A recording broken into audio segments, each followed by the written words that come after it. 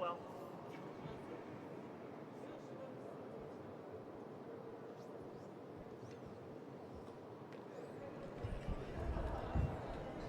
Well, here we go. Good evening, folks out there in the world web of watching curling. We're here at the 2016 Travelers Curling Club Championships on the Friday night semifinal evening, and we are excited to be here. It's Lori Seaman with Steve Van Dam, and we are looking at the start of the first semifinal, the Quebec ladies.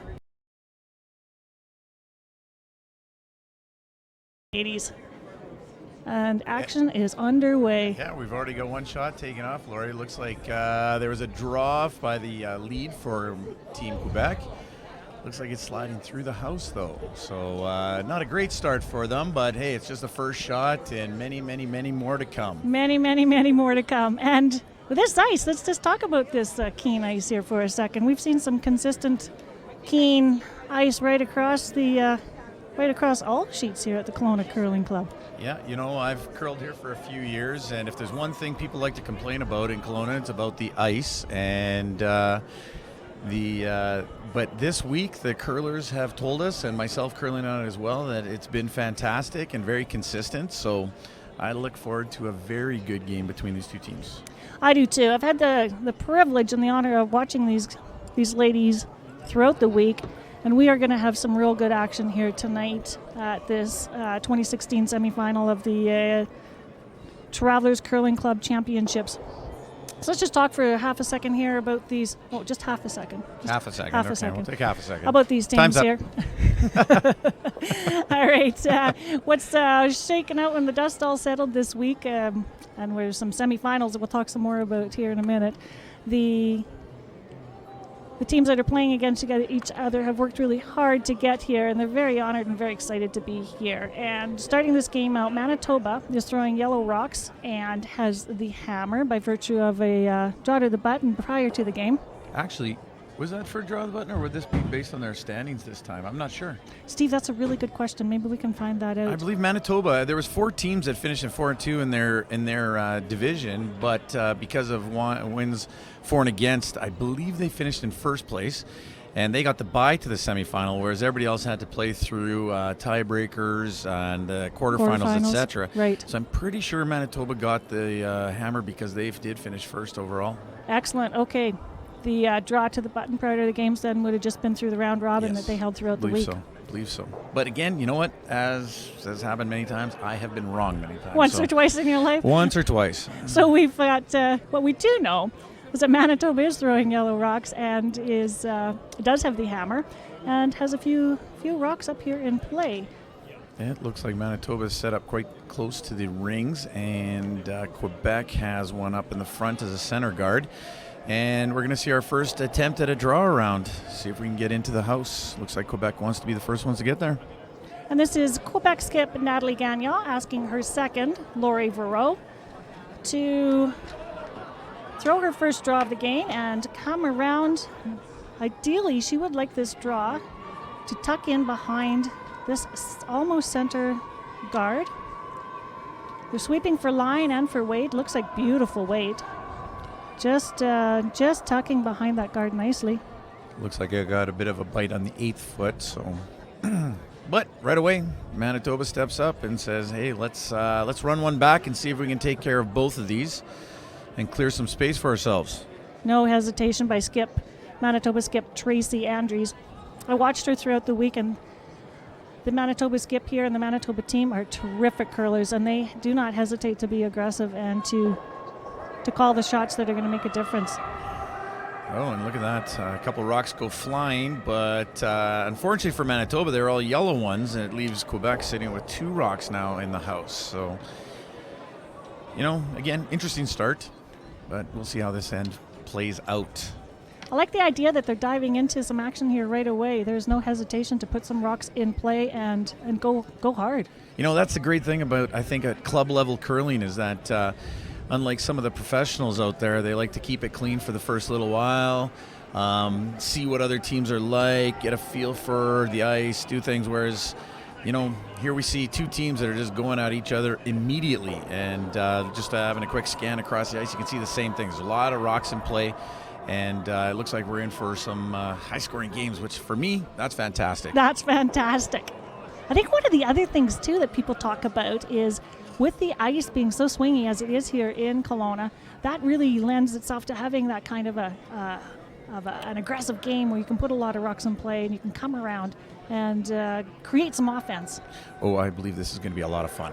I'm pretty sure this is going to be fun. So here we see the first time Manitoba is going to try to remove a shot that's in the forefoot and take its place.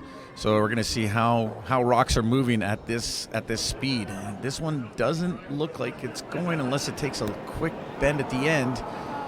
But a little heavy weight. Just a little too much to get it to bend where they wanted to. Just wouldn't curl up enough for her, a little too much weight. That was second Diane Christensen.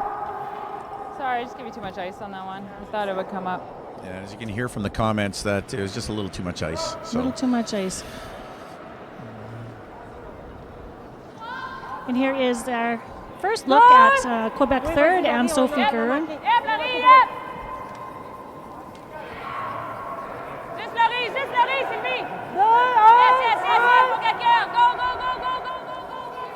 Sweeping this one hard, asking for those sweepers to drag that rock a little further.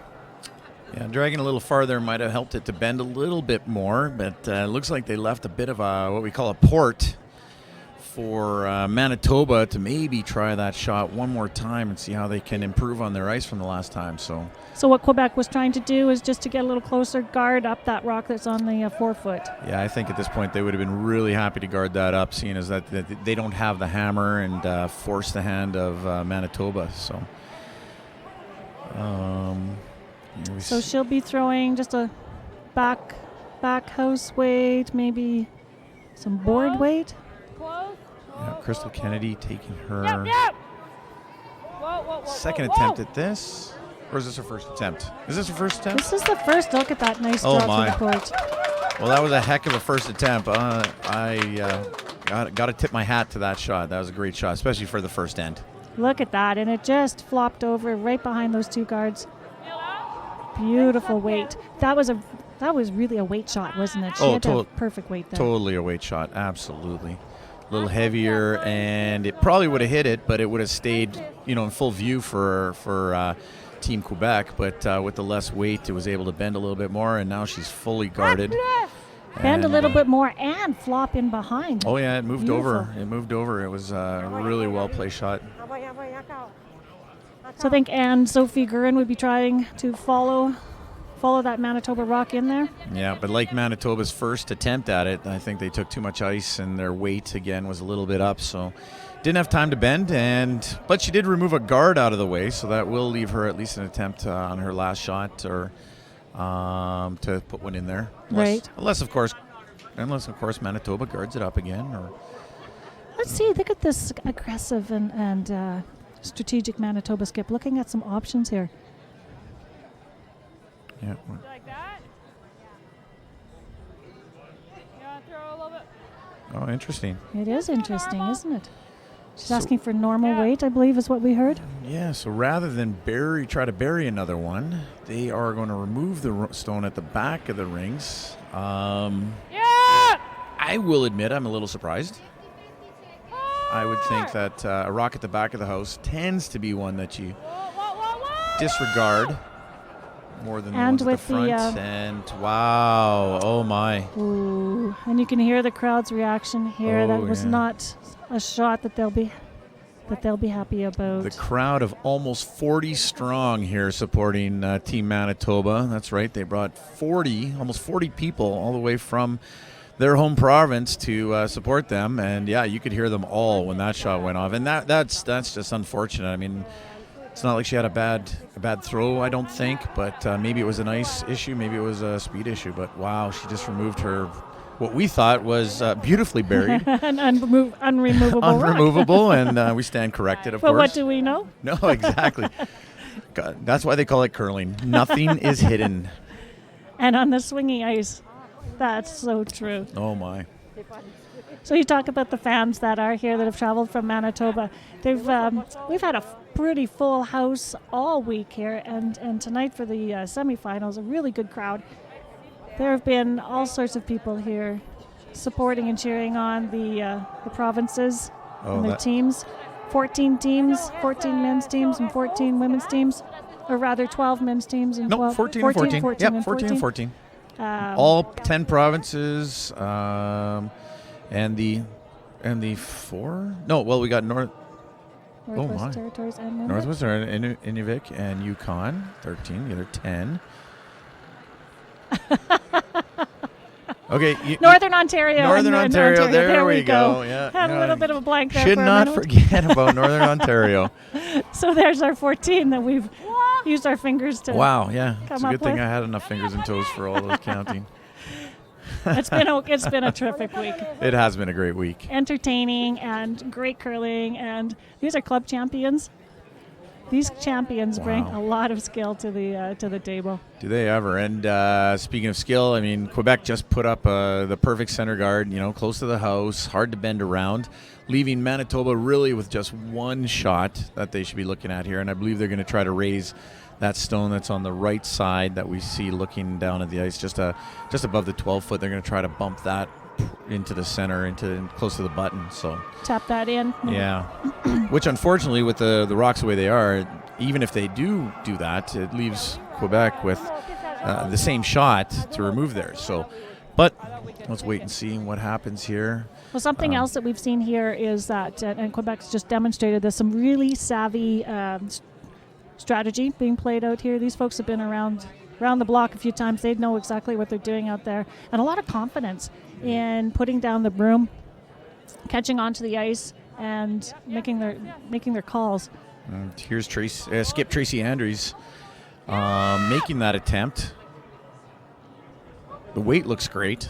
It's all going to be about angle on this rock, and there it goes in towards the foot fit. And wow, Tracy shows us how it's done. Nice shot. Yeah, that was a beautiful shot, and again, those fans, they're all clapping and cheering, so that's and well deserved. Well deserved. That's a beautiful shot. And it was well swept. She knew that she had to have that angle on it to get it far enough across the house that makes it that much more difficult for Quebec to do the run back. Oh, absolutely. If they leave it just behind that rock that they're looking at right now, it's considered a lot easier when you can just run a rock straight back as opposed to going at an angle like they have to here. Making the shot, though, wow, that really puts Manitoba in a position where they're going to obviously just be drawing for one, and that's the thing too, is that Quebec has that choice. Should we just guard it up and leave Manitoba with just taking one so that we have the hammer, or do we try to take this shot? I mean, the danger is that they open it up, they miss it, they open it up and make it a much easier draw for two. The other savvy thing about this is that making Quebec throw this on an angle, Quebec shooter, if she makes this rock, will flop into the open. The way she's yelling sounds like she's and a bit of a break. Did it go far enough? Look at that. Looks like it did.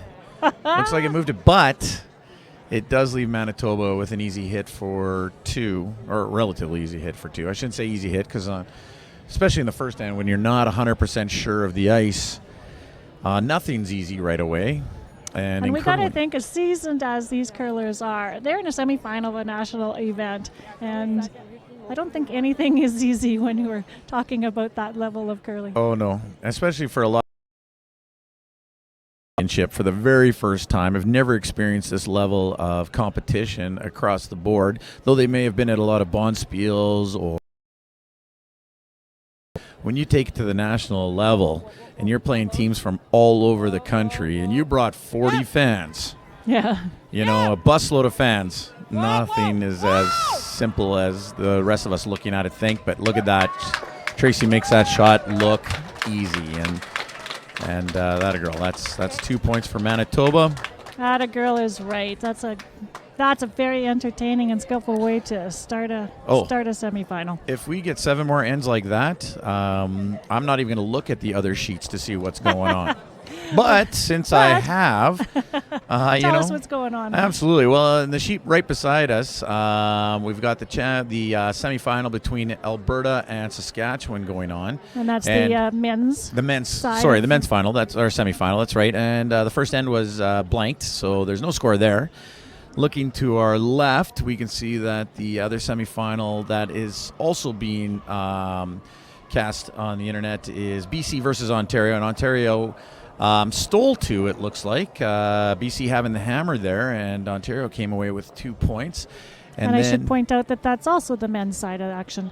That's right. And the other ladies semifinal with Alberta taking on Ontario, they also blanked the first end.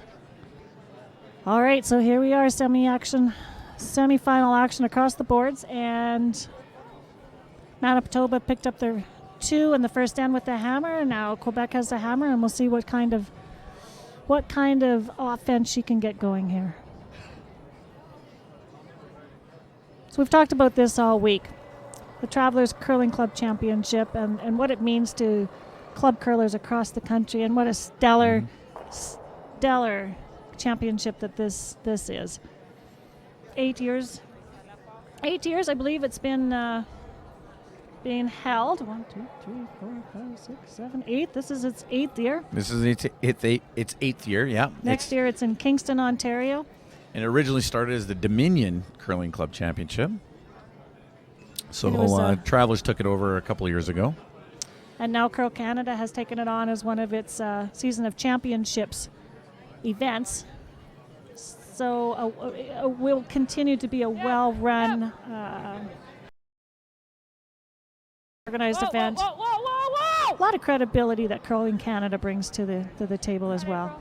You know, as one of the organizers for this championship, and I can honestly say one of the first times I've organized anything at this level, you know, the help that Curling Canada has provided, and the guidance and the support, and it's just been overwhelming. Curling Canada has done an amazing job for this, and knowing that their goal is to raise the Travelers Curling Championship to a level that the rest of Canada can see and appreciate that maybe the Brier and the Scotties have achieved,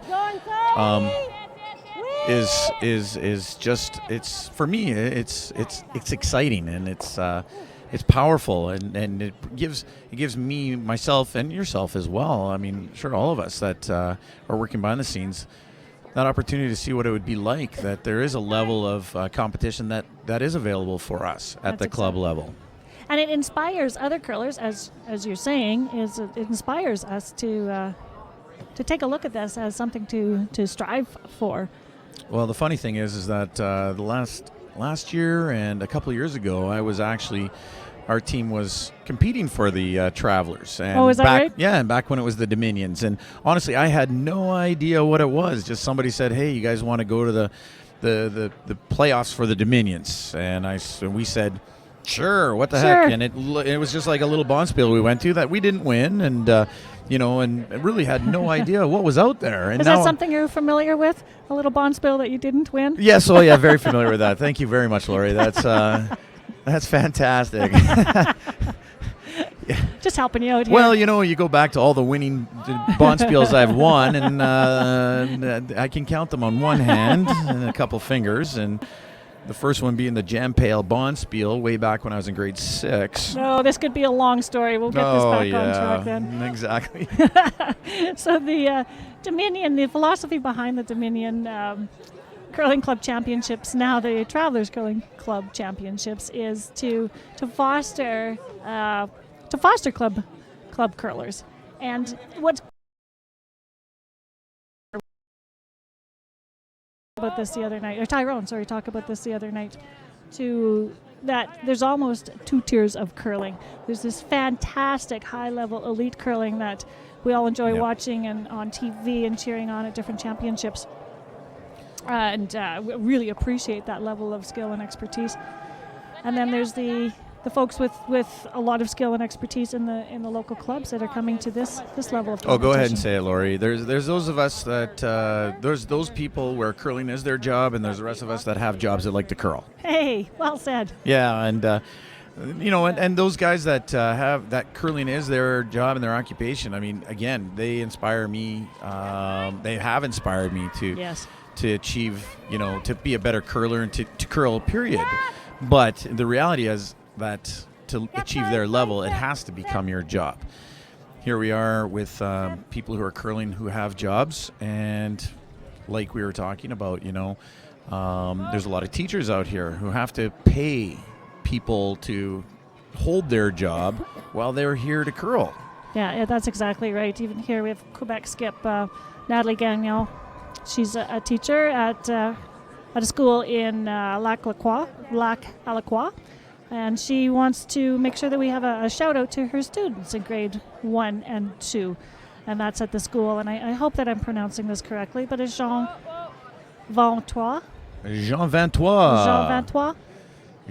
so she's a teacher, and she has her grade 1 and 2 students back in Quebec that I hope that they're cheering her on and have the opportunity to watch some of this terrific telecast, if that's the right term. We're streaming here about 2 games every draw throughout the whole week.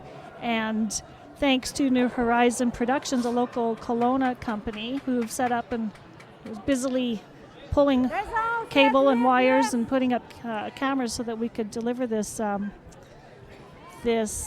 game across the country, and is being viewed by folks around the world. Well, and just having a quick look at the clock and thinking about Quebec, those grade 1 and 2s, I mean, I think it's about 10:15 or 11:15. There's a lot of time zones between here and there. So, as a teacher myself, I kind of hope they're not up watching. But then again, that's the nice thing about this being broadcast on the internet, is that all the games are saved, and you can go look at any of the games that have happened during the week. And if you are a little tired and you're in the eastern provinces and you want to pick it up in the morning, by all means, it'll be there for you. That's excellent. And, and here we are. Everybody's wondering, why are you guys talking about so much stuff? Because this end, there's not a whole lot going on. It's just put a rock in, remove the rock. Put a rock in, remove the rock. We have a totally clear house. So so at the beginning of this end, and we as we were chatting, we watched the first rock slide into the house. And I think that the call was to have the rock out front, to put up a guard and to play that little bit more aggressive strategy. First rock slides into the house. Our 4 rock rule is it's gone. It's gone. So, hello. Yeah, that's the funny thing, Lori, is with the free guard zone, if you put a rock in play, and you don't have to necessarily be a pro, just have a little experience to know that once a rock, one of those first lead rocks hits the rings, that pretty much opens up the other team to having the opportunity to just remove the rock. And it kind of takes away that how do you say it, the strategy of burying stones, putting rocks in play. So with rocks out of play, you get an end like this. So once that first rock went into the rings, it basically said, you know what? This is going to be one of those ends where there's probably not going to be a whole lot happening unless a big mistake is made. And these guys have been playing perfectly. There has been no mistakes made. The rocks that should be in play are in play, and the ones that should be removed are being removed. So we have pretty clear house. Clear house. Yeah, not a lot. And here we are at Skip Stones, and Tracy's taking her shot at removing that Quebec stone that was put in play. And if this goes right, Tracy would like her rock to stick around.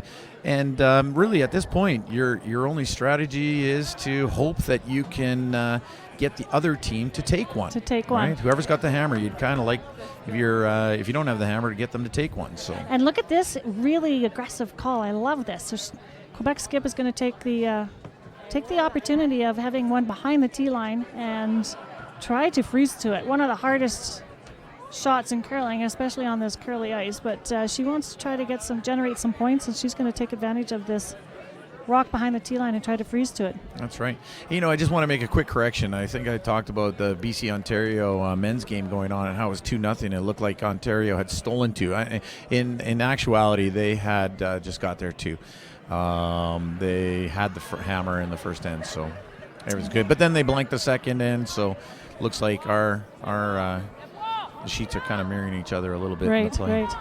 Well, and maybe I had to step away there for a second, but you may have already talked about the coming towards the glass and how in the Kelowna Curling Club, this great facility, tends to be a little bit quicker coming towards the glass. Yeah. And that may have played a role in how we found that these first rocks were sliding into the house at this end.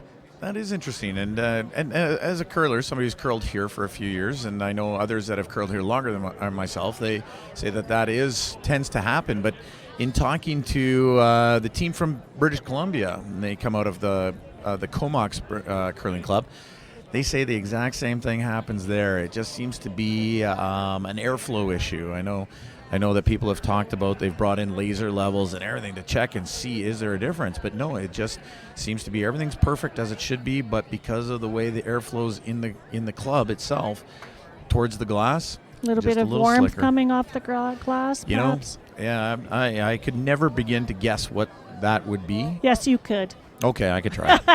But just looking at this now, we got Manitoba shooting, and there's a rock there. They're hoping to leave 2 in play.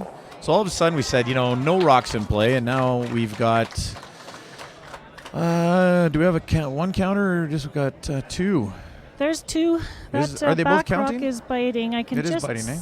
see here down onto the sheet. We're just staggered. We're not quite right behind the sheet, but it is below us, and then both of those rocks are counting. So here's Quebec. They got to decide what are they going to do? Draw for 1 or try to remove those in blank? But this is a difficult blank, isn't it? It's a difficult blank.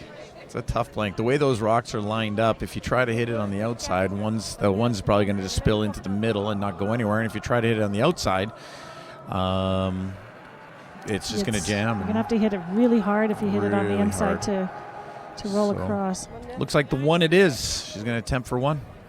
So congratulations, I guess, to Team Manitoba and Skip Tracy Andres on that beautiful shot, last shot of Tracy's. Yeah. So Team Manitoba have curled together for 20 years. 20 years. Can you believe that? They have children the same age. They camp and do social activities together. They're all great friends, and for 20 years they've been doing this. So after 20 years of curling, maybe they deserve to be here. Hey. Oh, and here's some of our sponsors being splashed across the screen. EPIT GROUNDSCAPES, Oka Pro, which is a local mechanic shop, Coast Copy, Ambrosia Apples, eating apples out there. Ambrosia's a brand of apple you might enjoy. Train Station Pub, I know many of our curlers have had a chance to enjoy them, and Fernando's as well. Any of you come into Kelowna, by all means, give us a shout. We'll tell you where to stop. And of course, Delta Hotels. They've put up the hospitality of housing everybody for the week. And again, the Delta Grand is considered one of, if not the premier hotel in downtown Kelowna. So thanks to them. For those of you who aren't maybe familiar with the layout of Kelowna, this curling club, a fantastic curling club, one of the bigger ones in Canada, 12 sheets of ice here, and super club and super ice, is very close to downtown and to the Delta Grand, and probably a 12-15 minute walk between here and the hotel. And all throughout downtown are local establishments and places that the teams can walk to. So they've really enjoyed their time here. And, of course, the beautiful waterfront. So just in front of us here on the screen, you can see that this is the playoff graphic of how the teams got here. Yep. So we are here to the left of the screen. You'll see that Quebec played Saskatchewan in a tiebreaker. Well, it all started off with their pool. There was 4 teams tied at 4-2, right? There was 4 teams tied at 4-2. 4 teams finished the round robin at 4-2, so they had to go to a tiebreaker system where Team Manitoba ended up coming out in first place, so they got a bye all the way to the semifinal, whereas Team Quebec had to play Saskatchewan in a tiebreaker, and they beat them 6-4. Then that was earlier this morning, and then this afternoon they had to play Team Nova Scotia, and Team Nova Scotia had finished second in the other pool and had crossed over, and they ended up defeating them 9-4, and that brings them right here to where we are. All right, thanks for putting up that awesome graphic, you guys. That's our hardworking friends from New Horizon Productions, Nico, Jacob, and Dorda. And we are well into our third end of play here.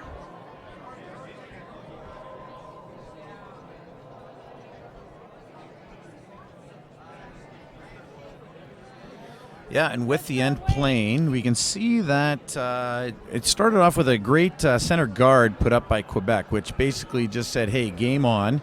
And we can see Manitoba has a rock buried behind another Quebec rock.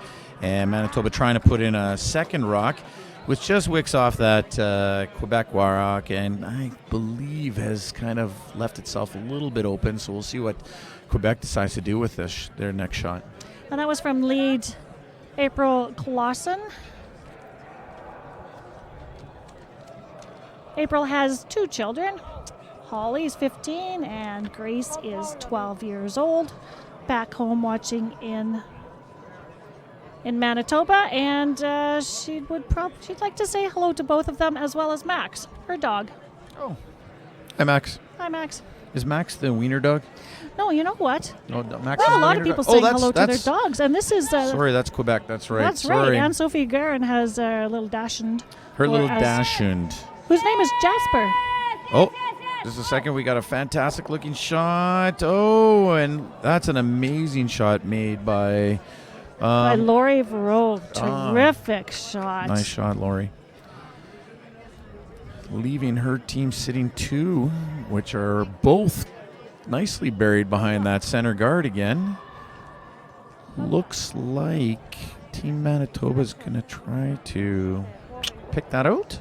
It looks Or is like. is that just a hit at the guard? She may be trying to hit the guard Yeah. with that ice. Try to peel the guard off, perhaps. Roll it, Chris. So Not a Manitoba bad- has the. not a bad play. Sorry, Steve. Yeah, Nope. Manitoba has the hammer in this end. So, like you talked about in the first end, Manitoba will want to try to keep that center ice open. Yeah. Now Team Quebec has to decide: are they going to put another guard up, or are they going to do some bumps? Looks like she's looking for a tap back of sort. Maybe split up those rocks and what we call split the house. Split them up or backline weight and kind of spread things around a bit. Spread them around. Very, very easy to make a double. Well, relatively easy to make a double on those 2 stones sitting there right there if they don't make the perfect guard. But if they were to tap those and split them out, the one rock will go to the right side and the other one towards the left and make it a very difficult shot. Then Manitoba's going to have to decide, do they play inside those rocks or do they try to hit those rocks? So I think this is a great call by the Quebec team. Okay, she's got the sweepers working early here.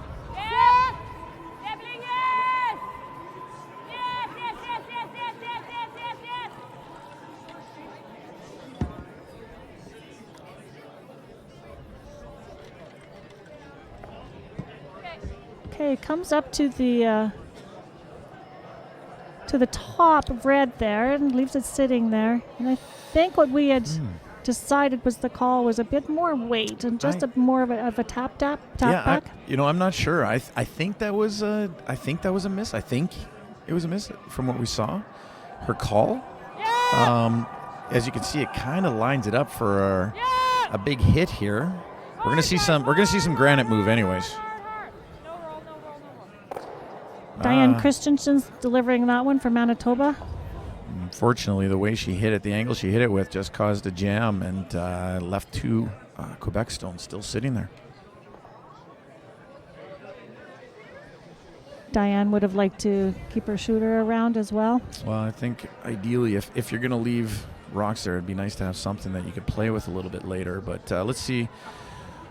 This is third Anne-Sophie Guerin throwing And Sophie, her first rock. right. I think looks like this one's going to be a guard.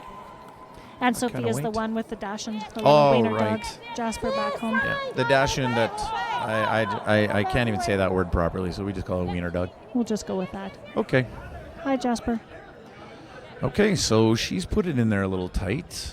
Again, to me, this just seems like an opportunity for Manitoba to be able to move some rocks. If they can make a good shot here, they could really get themselves out of a jam. Do you think that top one, did it make it to the house? Was it biting? Or I believe it is biting. Yeah. Tracy Andres, skip Tracy Andres, is asking her third, Crystal Kennedy, to, if she can get close to the nose of this rock on the left, even a little bit on the left side of this rock. Hard, guys, hard. Make she it wants double. to get at least 2 there, and there's a beautiful shot from Crystal.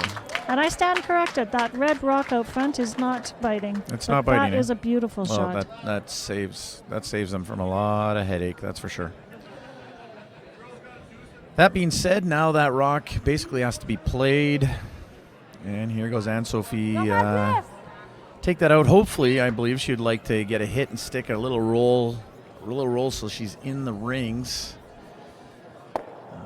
But as you can see, it doesn't look like either of those are going to be in scoring position. So now what will Manitoba do? That is a good question. What would you do?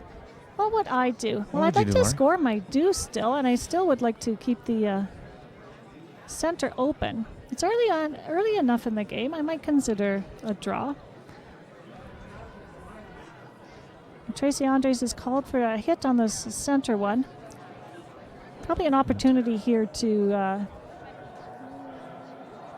roll to the outside and nuzzle up against, or maybe even maybe a little bit in behind that red rock on the left. And Tracy Andrews, I believe she does some accounting for FIA Inc. And being involved in accounting, she thinks about just about every possibility there. That's right. I'm sure she thought of it all, and it looks like she wanted to maybe get a double on those 2 and try to get that red one out of play completely. But a little thin. Didn't quite work out the way she wanted to. But, yeah, Tracy works for FIA Inc. in Manitoba. And they're from Fort Rouge Curling Club. That's right, Fort Rouge. Fort And Rouge Tracy, in Winnipeg. and if you're listening, Tracy wanted to send out a big hi to everybody at FIA Inc. So hi, everybody. And while we're at it, we might as well say hi to her 2 girls. Don't have names here, but they are 12 and 16. Oh, just a second. Morgan and Madison. Sorry, my mistake. Morgan and Madison. Hi, Morgan and Madison. Mom says hi. Hello, Morgan and Madison. We say hi too. Why not? Why not? So easy Shout to do. out. Shout out to all of those Fort Rouge curlers who'll be cheering on this team from Winnipeg.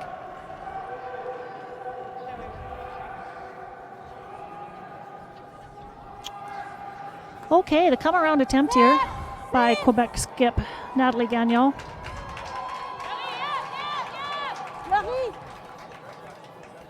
It sounded like something exciting happened a few sheets over. Just looking to see if I can tell what that was. A little bit of swing on our ice. I think they would have liked to have curled over just a couple more rocks. So, do you see a way that Manitoba can get a deuce out of here, or is this basically just going to be, hey, let's get rid of these rocks, let's see if we can blank this end? What do you think? Well, if Manitoba was a gambling team and tried to tap back this red rock with their own stone flopping behind the guard, there might be opportunity there. The guard is tight to the house, though, so the run back is available to Quebec. So it's a risky gamble if she was to go after 2 here. Yeah, as far as risk goes, she wants to make sure she gets that shot stone for sure. If she can get a roll behind that front rock, I'm sure she'd take it.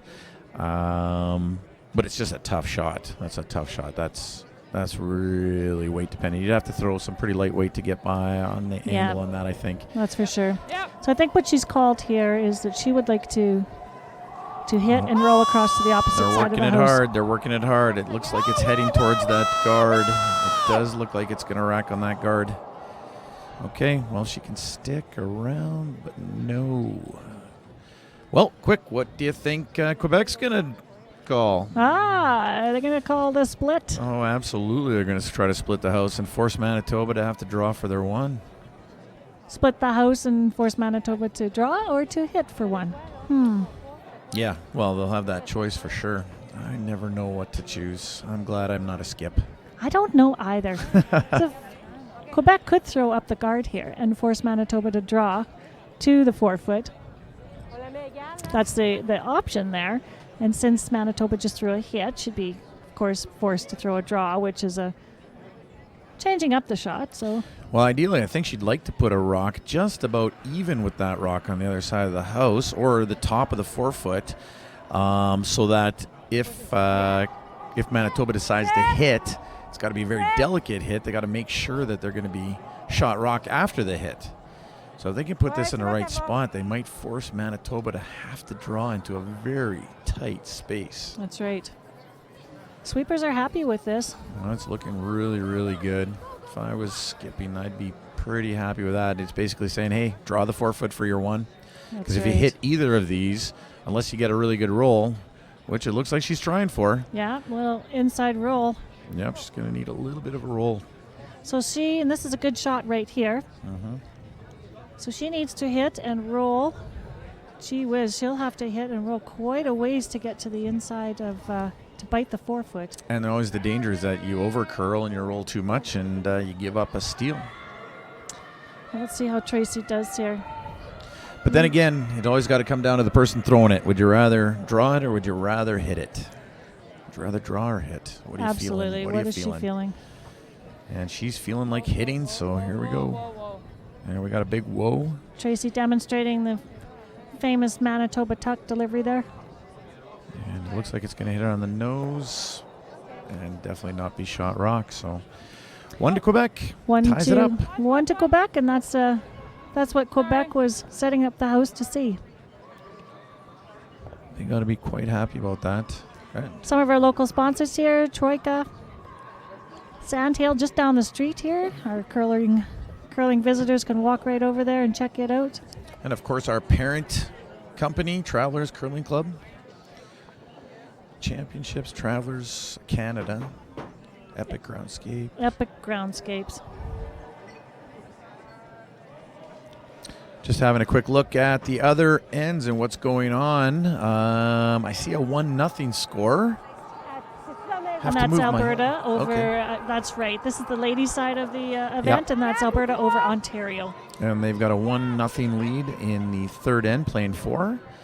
The men's side, we've got BC and Ontario playing, and BC took 1 in the third, but they're down now 2-1 to Ontario. And on the far right, you got that one? Can you see that one over there? I sure can. The score is 1-0 for Alberta over Saskatchewan, and that's on the men's side of this quarterfinal evening. And they're the only game right now that's still in the third end. So they've got a third end, and looks like quite a few rocks in the 4-foot that they got to deal with. So we'll let you know how that one's going in a second after they're done. These games are timed games. That might be something that's a little bit on the new side for these curlers, something they aren't used to at club level curling anyway. So 30 minutes for each team of thinking time. Yeah. When does the clock stop, Lori? Well, right now the clock's not running, and this, if we were to use this sheet as an example, so this clock will start running for Quebec right now. Basically, when Quebec takes over the house, so the clock is running right now. This is called thinking time, and you can see right behind the sheet right there, the red clock is ticking away. And once the thrower for Quebec reaches the back line, the clock will stop. So right there, the clock is stopped. That's right. It used to be they used to time it when the clock was in or when the rock was in motion. Right.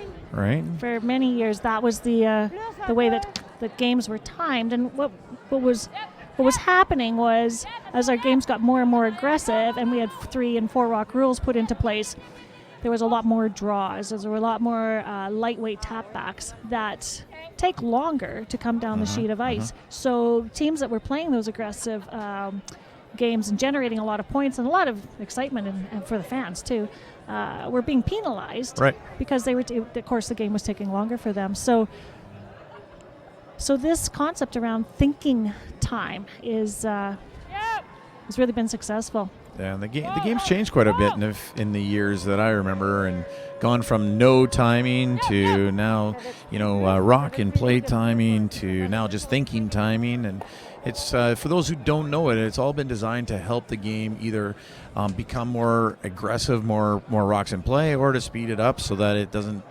take as long as some of the games in the old days used to take. That's right.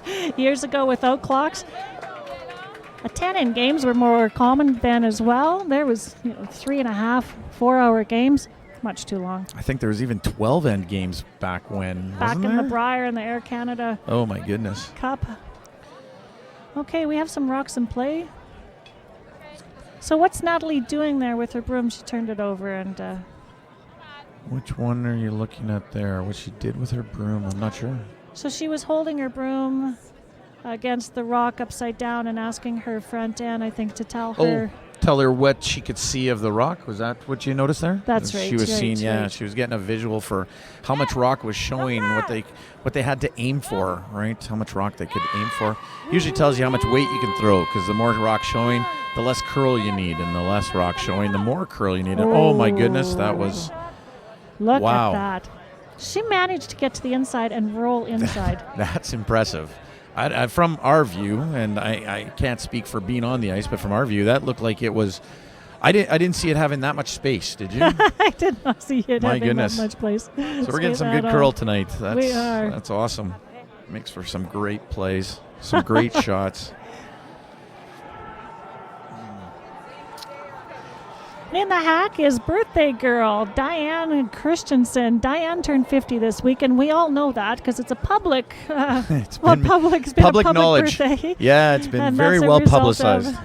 Thanks to her 6 sisters who are here, plus sister-in-law, plus mom and great aunt, who all dressed up fancifully the other day with big T-shirts advertising Diane turned 50.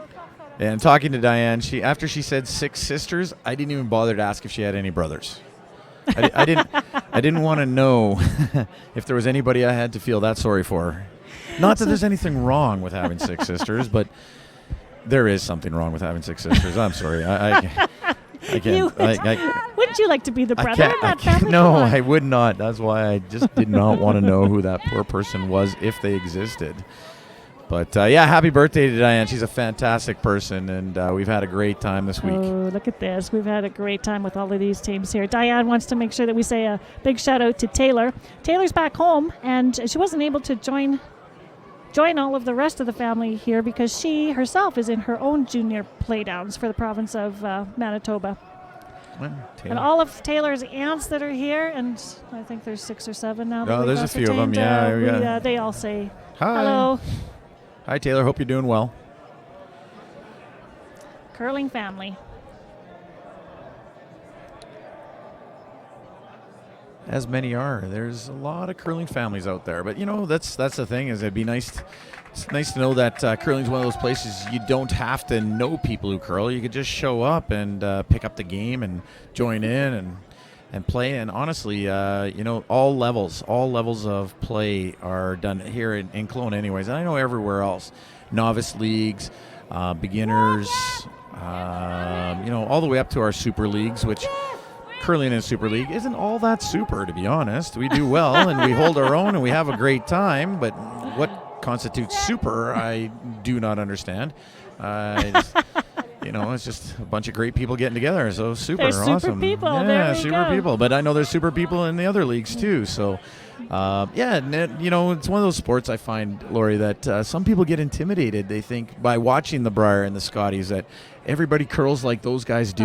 Well said. And I don't think that's true. Not my experience. That's true. And I think that's a really good point, because if you have the opportunity to get down to the club and talk to some of the locals like you, Steve, and myself, and people who come out just for the pure love of the game, and it is a terrific game. Don't you love this game? Oh, I love it. I can't golf all year long, so I'm glad I get to curl for half the season, and I can golf for the other half. Oh, nice flop behind. That was is a beautiful rock, shot. Beautiful rock. And that was delivered by Crystal Kennedy. Well done, Crystal.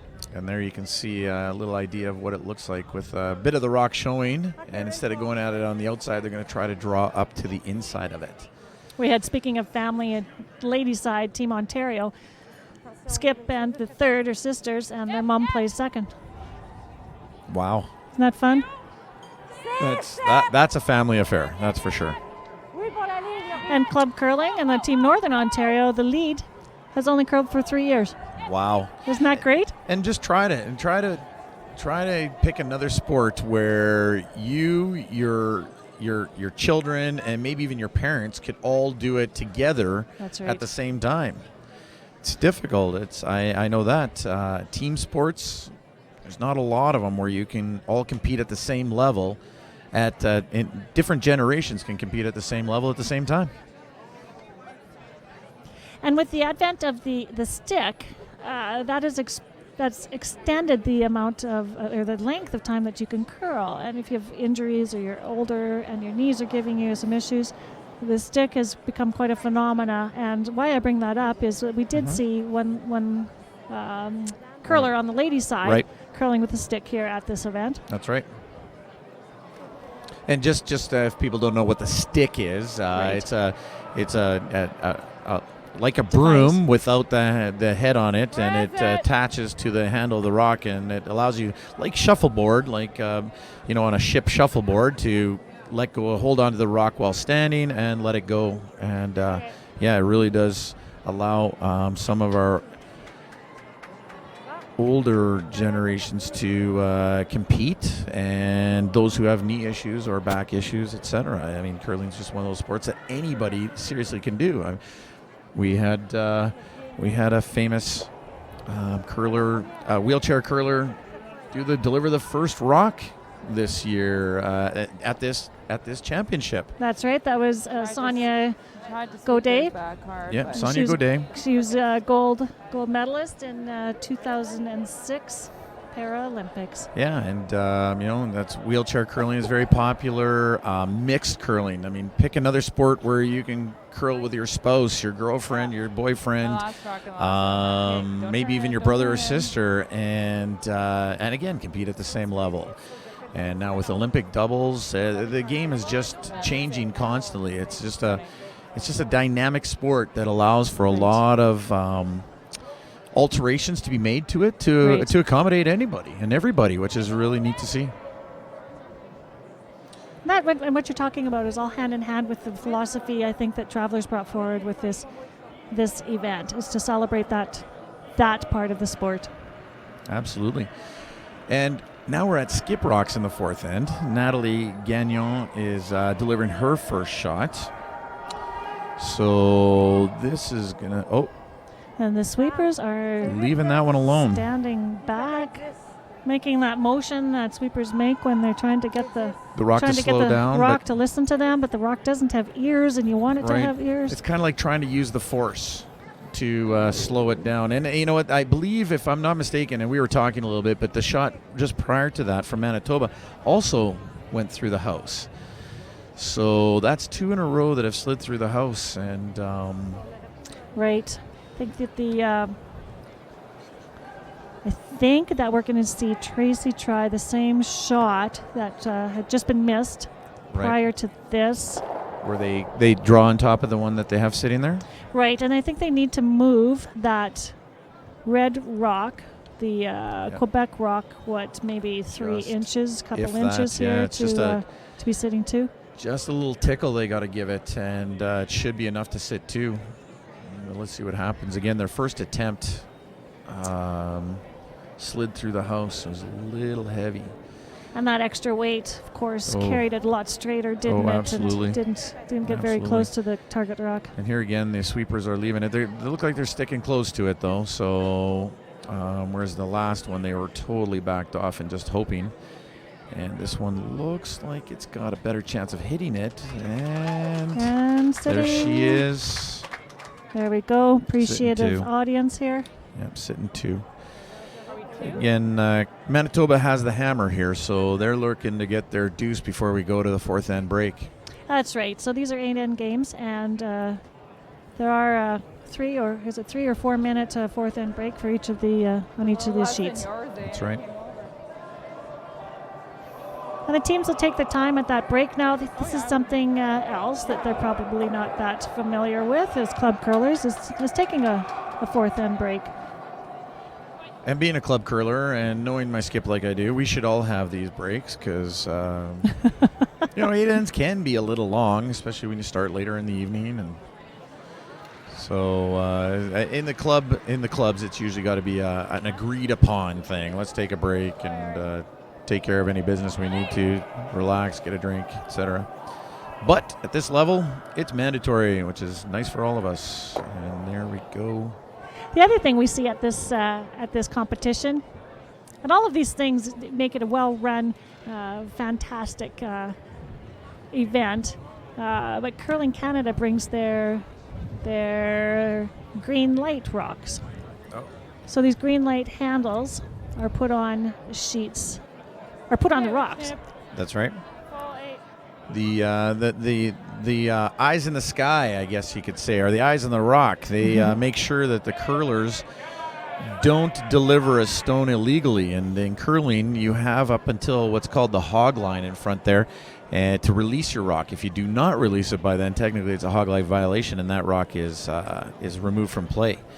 So in the old days, people used to stand there and make that call. Nowadays, with technology, we've got rocks with nice little silver handles that and sensors in the ice that just let us know if somebody has delivered a rock illegally. That takes the guessing out of the game. Yeah, and it takes away any conflict that you might have with somebody who's making a ruling like that. You can't argue with the technology, so...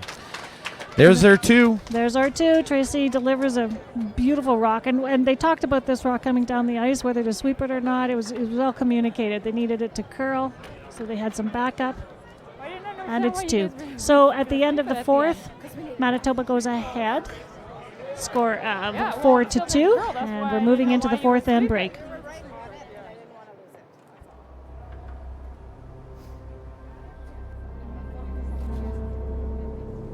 One might say I was born to overcome challenges. 2 months premature, in and out of the hospital, and a heart condition. My parents call me their miracle baby. As with all survivors, I searched for my place in this world, and I found it here. This pebbled ice is where I battle now, and at only 12, I am already a 5-year veteran of this sport. I have my sights set on the Olympics. I will push hard to get there. The only size that matters in this sport is the size of your dreams.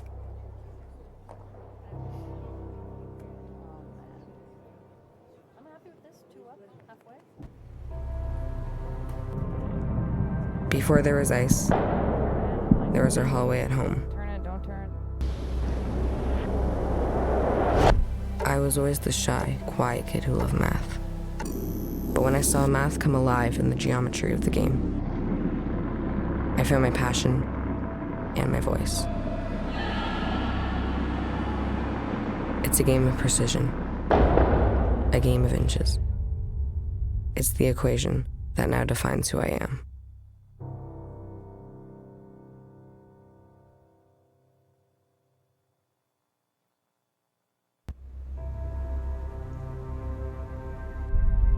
This ice is everything. It's where I come to feel close to her, to feel whole. This building helped raise me when my mother no longer could.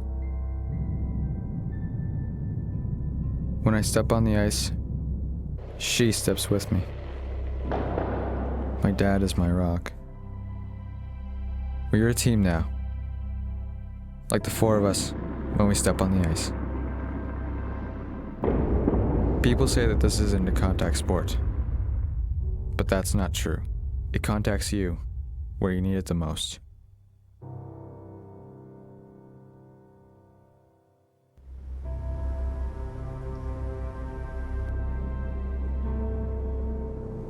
One might say I was born to overcome challenges. 2 months premature, in and out of the hospital, and a heart condition. My parents call me their miracle baby. As with all survivors, I searched for my place in this world, and I found it here. This pebbled ice is where I battle now, and at only 12, I am already a 5-year veteran of this sport. have my sights set on the Olympics. I will push hard to get there. The only size that matters in this sport is the size of your dreams.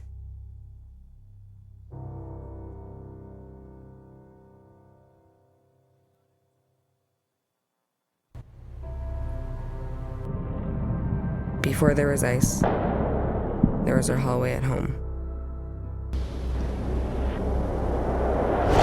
I was always the shy, quiet kid who loved math.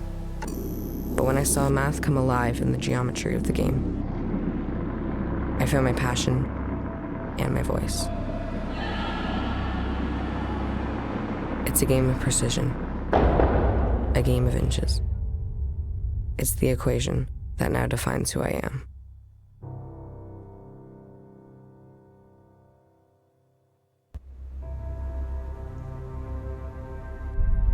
This ice is everything. It's where I come to feel close to her, to feel whole. This building helped raise me when my mother no longer could. When I step on the ice, she steps with me. My dad is my rock. We're a team now, like the four of us when we step on the ice. People say that this isn't a contact sport, but that's not true. It contacts you where you need it the most.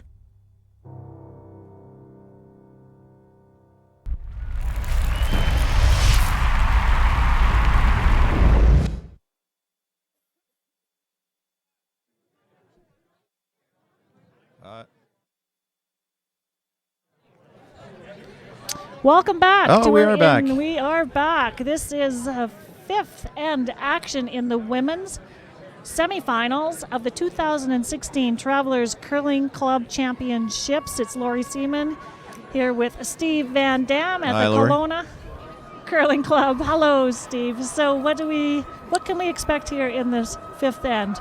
Well, I think we're going to see much of what we saw before. Of course, Quebec's got the hammer now because Manitoba scored before we left. A beautiful two for Manitoba, that end. That's right.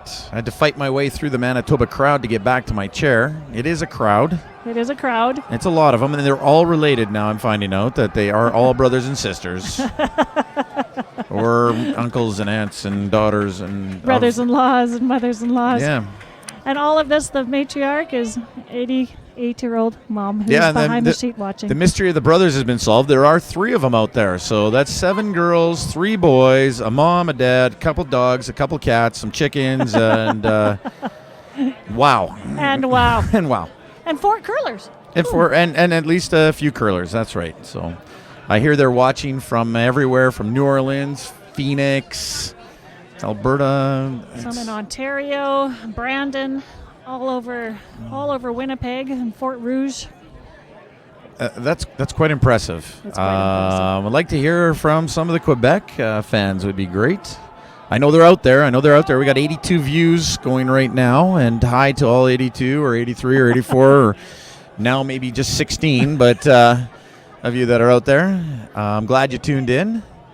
And I know that I've also heard that there's been a lot of people who can't view at this time, so they pick it up a little bit later on, and that's exceptional. That's just exceptional. I can't wait to see how the Travelers has taken root here in Kelowna, has taken root in the last few years, and will grow to just become something bigger and bigger every year. It's just phenomenal. What's really, I think, a terrific rule that the Travelers has implemented is that teams that attend or have the honor of coming here and have won their way here to this event in 2016 are not eligible to come to this event in 2017. So that allows for a fresh new group of people to go through this, have this experience next year. And the 2016 teams can come back in 2018. And that is fantastic, because checking out the caliber of curling we've had this year and knowing what it's like in the Brier and the Scotties and seeing how close these... Personally, I'm glad that I know that I now have a chance to maybe get in next year, because I know that Team BC, and us being from BC, they'd be a tough team to beat out to get here. But knowing that I have that opening really is refreshing, exciting, and it just puts a nice little spin on the game, doesn't it? Does it ever? It's almost, I would say, what it would have felt like, I don't know, 20, 25 years ago when the Brier was something that was attainable by club curlers. Yep. Look at this draw. Wow, wow, wow, wow, wow, wow. Beautiful birthday girl Diane is just putting on a clinic I here. think somebody watching this in Phoenix just went mental.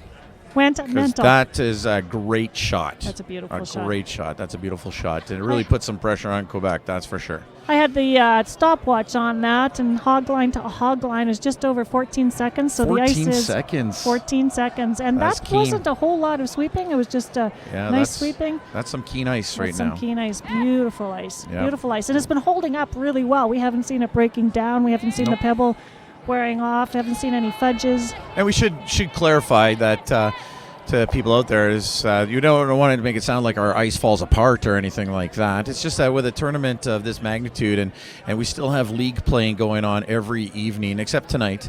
But all through the week, nothing has been disrupted except for a few afternoon leagues. There's been a lot of curling going on in the curling club, and the crew here and the general manager, Jock Tyre, has just made sure that everything is spectacular and well taken care of and maintained for these curlers. So really got to tip our hats to everybody at the Kelowna Curling Club and how much work they've been putting in. They have been putting in a lot of work. We've seen people here morning, afternoon, and evening working on the ice, working on the facility. And they've been putting in a lot of extra hours to make sure things are good for these curlers. So, and appreciative curlers. I've had a lot of curlers comment on their appreciation for the efforts of the folks that are keeping this club running, and the volunteers, the over 100 volunteers, and kudos to people like you too, Steve Van Dam. What are you talking about? I don't know what you're talking about, Lori. Part of the organizing committee. I know that you put in some efforts here. Some effort. You know what? It's one thing to be one of the organizers. I know that my good friend Gary Brooker, who's chairing this the tournament and has been the lead for us all, and would be the first one to say and admit that we couldn't do it unless we knew how to pick really good people to get things done. And I'd say that's probably been our strongest, or the thing we've done the best, is picking people who can do it. And look at that shot. Wow, that is a beautiful shot. Good job, Lori Verol. Excuse me. Let's just go with Lori. That was a great shot, Lori. And it's nice to see that a little break. These curlers have decided obviously have decided to step it up, but have been able to step it up. Sometimes, again, you take a break, you get a little relaxed, and you got to come out. You're right. Like conversations around whether breaks are a benefit or not a benefit to the teams. And sometimes people that are up in the game would rather not have a break because they don't want to change up lose the momentum. The momentum that's out there. That's right. Don't want to give the opposition an opportunity to regroup. Oh, and look here at this. Comes another one. Oh, no. You could Nice hear the try. crowd cheering that on. Hurry. Yeah, they really wanted to hold the line on that one, didn't they? Wow. Still an interesting situation here. And that's just the thing. It shows the incredible shot that Lori Verot made. That it's difficult. It's difficult to try to match a shot that somebody has made. Is almost sometimes harder than just you being the first one at it, right? Fair enough. First one at it. If you miss it by a bit, everybody's like, "Hey, that's okay. It's still a great shot." And then the second, you're kind of in a position to beat them. Do a little bit better. And but it was a great attempt, and I'm sure she'll get another shot at it here. So. And Natalie Gagnon has decided to go after the outside rock here, the Manitoba rock in the 12-foot. It's interesting. She was sweeping that. Was that an out-turn or was that an in-turn? I thought that was an in-turn. Was it? Did you see it? Okay. Well, if it was an in-turn, sweeping it was interesting because you'd want it to. I think you'd like to stay with two rocks in the house. If it was an out-turn, well, then you were trying to hold the line. So I just got to give up on that one because I didn't notice. I am a little bit confused by that myself. So we're going to try this run back one more time here. I'm making a prediction. Okay. It's her second attempt at it. Crystal Kennedy's I almost here. feel like she's gonna pull this one off. Yes, Your prediction is for a positive outcome? And well, when they're when you hear the skip on off, that's usually a good indication. but interesting. She called them off at the end. Now, one of the things that we see with this, first of all, is this swingy ice can be a little bit harder to judge because you're not exactly sure when it's going to take off, and it's really weight dependent on when it's going to take off. Oh, for sure. And the second thing is that down this center line, and especially outside in, with a little bit of weight, it can track a little bit straighter. So that can cause a little bit of grief when it comes to when to call the sweepers on and when to call them off, and whether the rock breaks or not. Well, I know that's one of those big communication skills, I guess you say, or it's required in today's game, is that the front end is communicating to the skip where the weight is. And look at this. There was some good communication with this beautiful draw to the outside, around that outside guard. And if the skip knows that the weight's up a little more, then they know to relax on their line call. A lot of things can happen, right, when the weight's changed from the last shot. So. And interestingly, one of the pieces of feedback or comments that we heard frequently and early on in the event was sweepers were having a hard time hearing the skips communicate out here. And we've talked about the size of this club, 12 sheets. It's a big club, and it's got there's no baffles in the ceiling, so it can get loud out there. I mean, when you come from a club that's not loud, it would be disconcerting to not be able to hear your skip, and it would be frustrating for the skip to be calling as hard as they are and not to be heard. I know the skip from the men's side, the Quebec team's men's side. He has a very little voice left, and and I was talking to him earlier in whispers, and is that right? He had to use his I like to call it in the gym voice. As a phys ed teacher, you sometimes got to raise your voice when you're in gyms, and this one's the biggest gymnasium you'll ever see. That's right. Over top. And then you got to pick out which one's your skip versus the other skips. So, yeah. And the teams would go back and watch the broadcasts and clearly hear their skips calling, yet the sweepers would be looking around unsure of whether they should sweep or not. So we had to find ways to communicate early on in this event. That's right.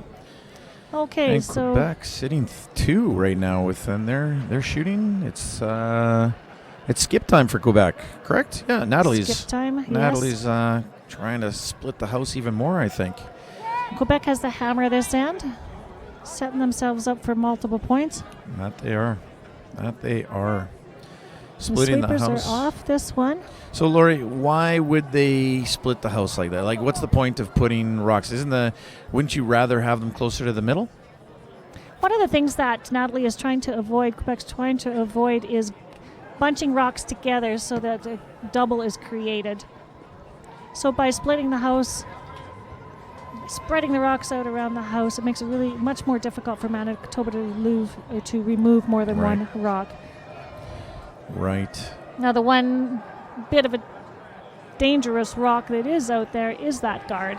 And skip Tracy Andrews from Manitoba has decided that she wants to take advantage of that guard and hit and hopefully flop behind the guard, and maybe even, depending on how they're lined up here, nestle up to the Quebec rock that is off on the wings. And an added bonus would be that she kind of clips that other one and maybe removes an extra rock. You never know, but this looks like she's got some great line. She's heading, and just hit it a tad bit thin, just a wee bit thin. Nice, good, solid takeout weight. Had she hit, you're right, just a little bit more, she'd have come across the top and had a double. And really, we're talking millimeters. We're talking millimeters there. It is used to be a game of inches. Yep. Now a game of millimeters. It's like baseball, a millimeter on a baseball bat is a home run or a pop-up. So it's one of the neat things I like about sports is that the precision, the difference that it is between a good shot and an amazing shot. So slight, those differences. Now, what's the call here? I believe Quebec's just going to put another one in the ring and basically force Manitoba to decide what they're going to do. Basically, Manitoba's going to be in position to decide how many points they are going to allow Quebec to take a shot at. And I think this is a great placement. Great placement. Well, that was Last Rock. That was Last Rock. Sorry, I think we were misleading you. I didn't realize that was Last Rock. I thought there was... Well, there's people two in more to Phoenix come. that aren't so wowed anymore. They're like, what are you two talking about? So placement wasn't such an important factor. It was No, just it get was it into the not. house. Just get in the rings. And that was a beautiful win for Quebec. So they've picked up 3 with the hammer, and now they're catching up to the Well, they're taking Manitoba the lead. team and surpassing them. So a score of 5-4 for Quebec over Manitoba after the 5th. In spite of our Faux pas. mistakes, Our mistakes, our boo-boos. our boo-boos. That's all right. I'm sure they've forgiven us already. Okay. So here we have Sylvie Cote, the lead for Quebec, about to throw her first rock. And what will Quebec want to do this end now after taking that big end of 3? Well, that's it. I believe they're still going to be in a position where they're going to want to force Manitoba to take one. If they can force Manitoba to take one and they can tie it up, they kind of stand in a pretty good position. Pretty good place, eh? Yeah, pretty good place. A blank is not bad here because a blank will force Manitoba to have to score in the 7th, and that thereby gives Quebec the advantage of having Hammer coming home in the 8th. So, Okay, the there's a couple all-important ways to go 8th. with this one, yeah. And I think that's kind of the route they're going. They put their first rock right into the right near the button. So.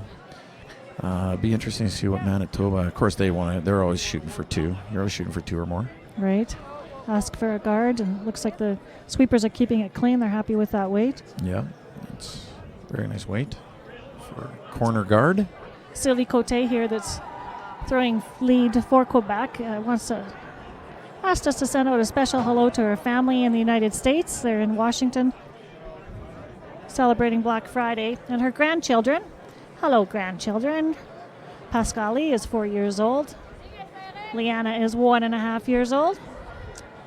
Sylvie wanted to make sure we said hello to them and to Sylvie's daughters,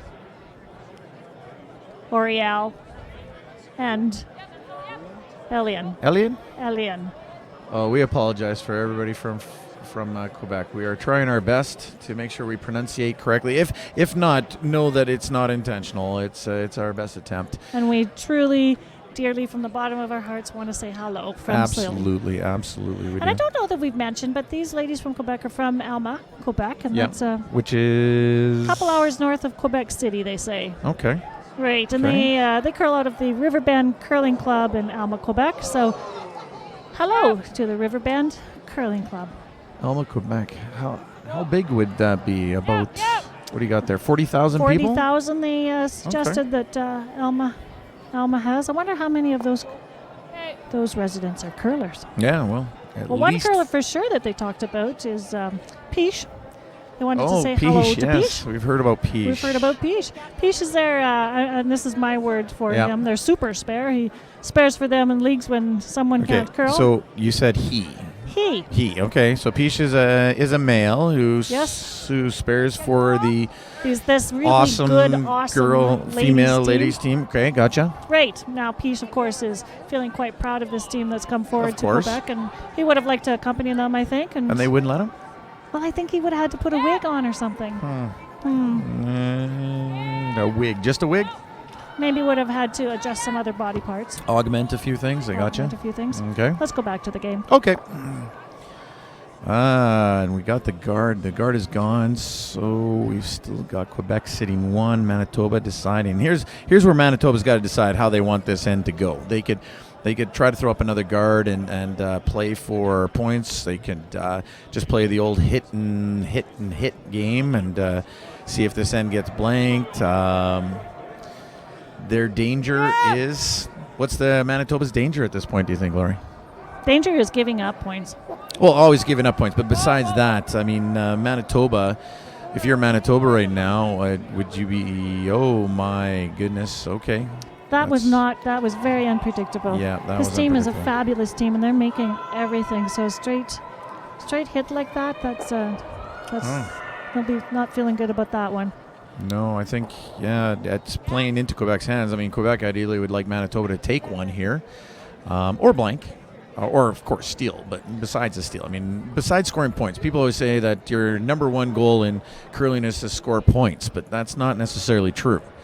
Being on the defense sometimes means giving up a point. Strategically. Yeah. And these are smart skips. They are. Oh, absolutely. They've got good strategy. So it looks like with with Tracy, Manitoba calling for that hit last shot, she was looking at blanking or forcing the blank rather than trying to take points this end. So she was comfortable with forcing the blank and going to the next end with the hammer. Yep, absolutely.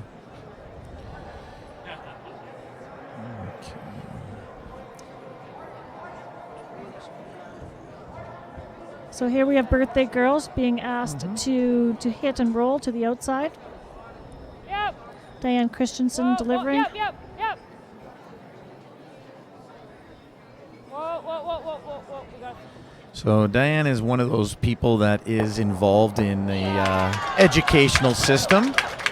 Did you see that coming? I did not. I mean, that was a beautiful shot. That was a girl. That was shot. amazing. I was about to talk to her how she was an amazing person, dealing with amazing kids, part of our educational system, and then she pulls off a shot like that and takes away from her accomplishments outside the rink. So way to go, Diane. But and this is interesting, hey, the strategy that Tracy's been needing to readjust her strategy throughout this end. And boom, Diane throws a double like that, and Manitoba's back in the driver's seat. Yeah, well, just going back to Diane just for a second here, and her being an admin assistant, she just wanted us to make sure we mentioned how grateful she was to the administration of Samuel Berlin School, where she works, and again, allowing her the time to be able to come out here and be a participant in this wonderful tournament. So thanks to you guys. A lot of very supportive companies and allowing their hard-working employees time off to come and enjoy this event and compete at the highest levels. Whoa! Absolutely. And what we've got now is a totally blank sheet. So you can see that on the sheet, and I'm not sure that this is completely common across the country in curling rinks, but there's just lines drawn between the houses here. What's that all about? Well, the old days used to have boards down each sheet, dividing each of the sheets from each other, and then it kind of the middle ones went away, and they just had ones in the house. Just boards along. Yeah, just boards along the side. Some have put up, etc. The big thing has become trying to keep sheets consistent, so allowing the water when they flood the ice and they do the scraping, etc., allowing the water to flow evenly and not to be disrupted by obstacles that are in the way. So right, so those boards would have stopped the water flow, or it would have built up along the boards. Yeah, it would have just created a different flow from one side to the other. So here you got 3 sheets are all basically should be about the same, and Kelowna Curling Club is divided into 4 of those, which is, again, it's new to me moving to Kelowna a few years ago. I've never been involved with that before, but I totally understand it. And I think it would be would allow the ice keepers to keep the ice that much more clean, right? If they're not brushing up against boards, and they're able to stay away from any barrier that stops them from cleaning the ice. Accumulating gunk and stuff like that. That's right. What did you see from gunk? We Gunk, do not like gunk on the ice because gunk makes rocks do silly technical things. curling term, gunk. Actually, we got a lot more words for the stuff that falls on the ice, but we are worldwide right now. We are professionals, and we don't know who's listening. But stuff on the ice. Stuff on gunk. the ice. So from time to time, you do see that action in the house causes rocks to fly out of the house into the rink beside sheet. you. Yeah, you do have to be a little bit more aware. That's for sure. You got to be on your toes. People who are those players who aren't necessarily involved in the shot can definitely keep their eyes open for rocks that are heading in directions towards other sheets. But I've seen situations, as always happens, and it is what it is. All right, and Quebec throwing a draw to the back of the house. And I'm going to guess that Tracy's just going to remove this. And my guess now is that she's playing for a blank. That's my personal opinion. Could be wrong.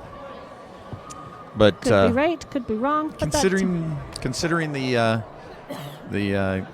likeliness of it, I think we have some time to talk about what's going on in the other sheets. What do you think? Let's do that. It's been a while. Okay, let's start it out with the other ladies' semi-final, and that's between Alberta and Ontario on sheet number 4. And can you see the score there, Steve? Yeah, Alberta. I'm trying to see how many they scored. I believe it was a 3 like spot 3, in the 5th. yeah. Yeah, and now they're up 4-1 over Ontario, playing the 6th. Playing the 6th, okay, and that takes us to on sheet 5. The men's semi-final, BC versus Ontario. And Ontario grabbed a deuce in the 5th, and they're now up 4-1, coming back on 6. And the second semi-final in the men's is between Saskatchewan and Alberta. the two Midwestern provinces, Saskatchewan and Alberta, and they're tied at 2, and I believe they're playing the 5th as well. Right on. Back to our game here, semi-final between Quebec and Manitoba ladies.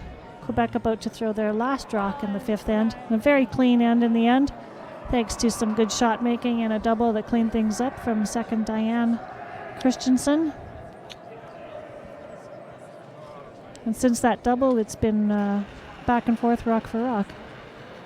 And we know that from experience, curling is one of those games where experience definitely helps out. I'm finding the older I get, the better I am at curling, which, again, can you say that about many sports out there, Lori? The better you get, the older you get. The older you get, the better you get. There's something to be said for efficiencies in actions and activities, right? That's so right. The wiser you get about a game, simpler it gets. Yeah. And experience too. And for these folks out on the ice, experience will come into play with a little bit with nerves. Mm-hmm. We're talking about the semifinal of a national event, and down to last rocks here. Right. So that experience and learning how to control your nerves, take a breath, calm yourself down, before you throw those rocks, sticking to a routine. That comes from experience as well. And everybody here is playing for a berth in tomorrow's final at 10 a.m. our time, which for you guys on the East Coast is way later. Nice, man. Way later. Thank you to Curling Canada for taking on this event as a championship event, and of course to Tim Hortons, who's been supplying coffee and snacks for the hardworking volunteers here all week. Our city of Kelowna, who provided a nice grant, and a few of the local establishments like Sturgeon Hall and BNA. And I just learned what BNA stands for. Oh, did you? Do you know what it stands for? Yes, I do, but oh boy. There was actually an act named the same thing. Does that help you, history teacher? Oh, the BNA Act. I'm not a history teacher. Holy cow! I know how to spell history. British North America. British North America. Apparently that's right. That was it was a tobacco company. Tobacco company. Yeah, it was a tobacco company way back.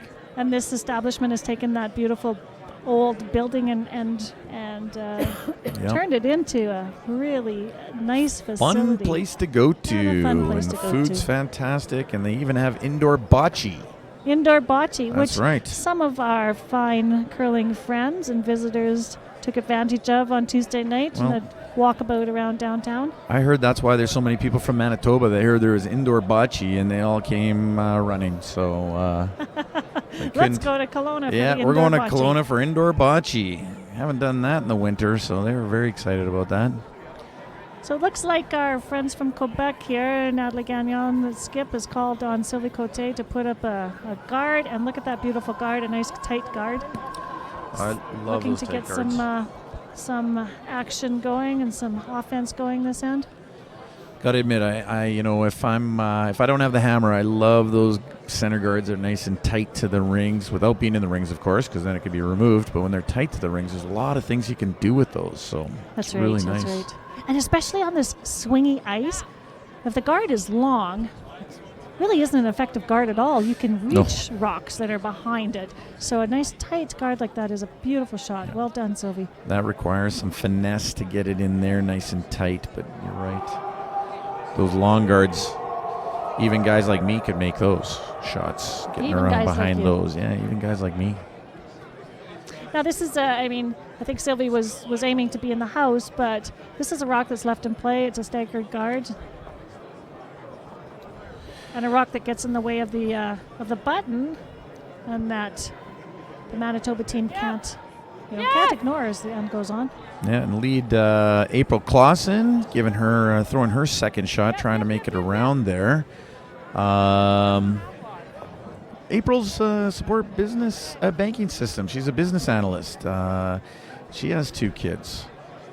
They're you wouldn't know it from looking at her, but they're 15 and 12 years old. Holly and Grace, hi to them. Hello. Did you like that? Did you like how I put that up there? I think that was a lovely introduction You're welcome. to yeah. Holly and Grace. I would have said I would have said April was 15 years old herself. But, There you go. There you go. That mathematically wouldn't work. So. Not that I know of. No. Mm-hmm.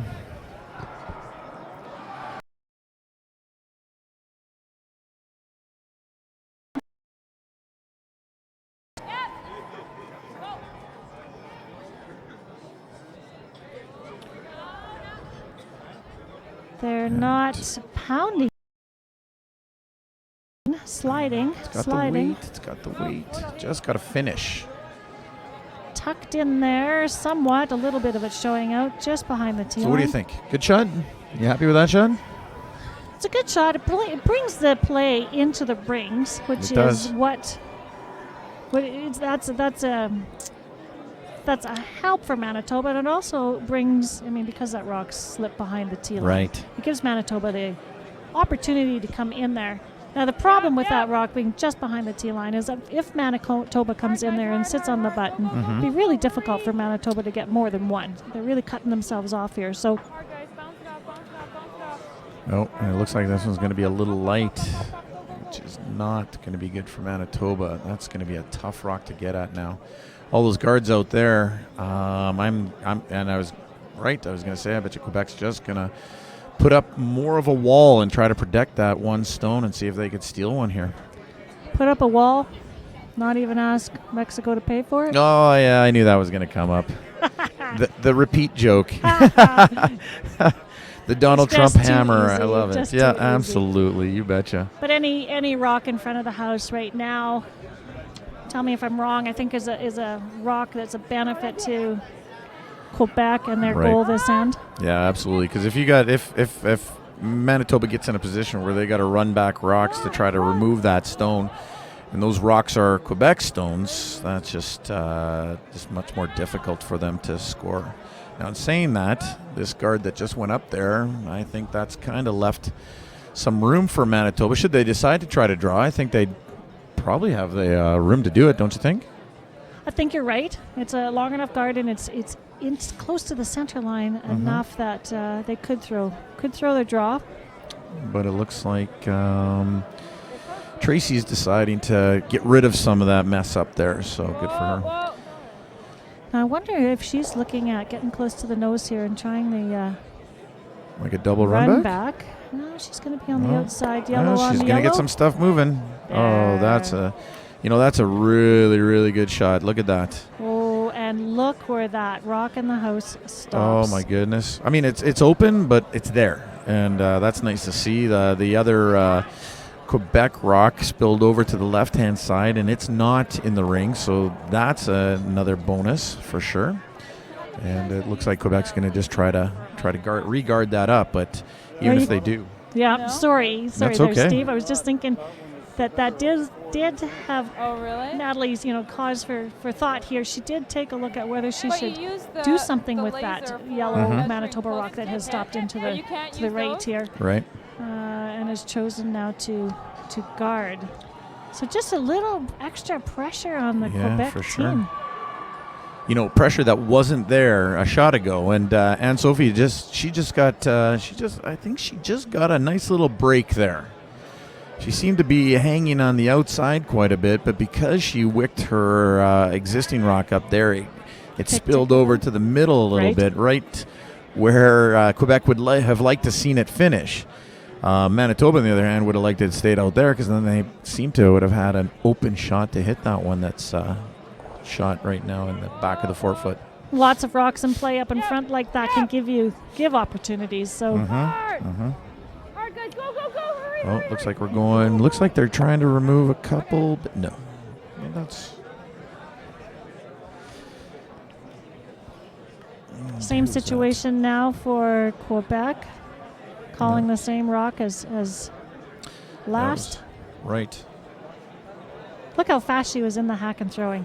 Just right away. They knew what they were going to do. They knew what they were going to do. Not any trouble with the time clocks with these two teams. No, I don't think there's trouble there. I haven't heard of there being an issue at all this week. The only technology, even anybody dealing with technology, is there's been a couple, if that, hog violations that the new sensors, that the sensor stones have picked up. But other than that, really nothing. And this one here is over curling and is going to leave a shot, I think, quite an open shot to that rock at the back. And I believe Crystal's going to take her last shot this end and try to make that. And I'm not sure about this note we have here, Lori. It says Tracy and Crystal from Riverton? Yes, Tracy and Crystal wanted us to give a shout out to Riverton. And Riverton is a small town outside of Winnipeg. And I'm not sure exactly if that means Tracy and Crystal are from Riverton or if they are just from really Winnipeg like now, Riverton, or really like Riverton, or want maybe everybody to know that Riverton's a beautiful place. Maybe they've heard of it. Oh, look at that. Oh, my goodness. Just sorry, Lori. That's a shot that almost missed on many levels there. That's almost unfortunate. Crystal's shot was very close to the guard on the left side, just skinning past it, and then just caught a little piece of that rock, but did remove it, which is, in the end, that's what they wanted to accomplish. So that's the way the rocks roll sometimes. That's the way the rocks roll. The other thing we have on our note here is that Diane. Are we talking about Diane again? Yes, we're talking about Diane again. If it wasn't for her birthday, I don't know if we'd be talking about her this much. But or her six sisters. Or incredibly huge family that's looking at me right now and giving me the stares of, you better talk about Diane. It's her birthday. It's so her birthday. There we go. And she asked us to give a shout out to Elm Creek, which is also a small town outside of Winnipeg. So hello to Riverton and to Elm Creek in whatever fashion that you are related to Tracy, Crystal, and Diane. Yep. They wanted to say hello. Absolutely. And again, it might just be a place they want to move to. Or I bet you Elm Creek has I'm guessing Elm Creek has at least a population of 11 or 12. Maybe it has an elm. It might have an elm, and maybe it's beside a creek. That's crazy. That's crazy. Maybe it's beside a river. No, then it'd be Elm River. Hello. Or Riverton. Oh. All right, here we have back to the curling. Natalie Gagnon. Skip of Quebec. A nice draw, but just did not tuck in there the way she had hoped it would.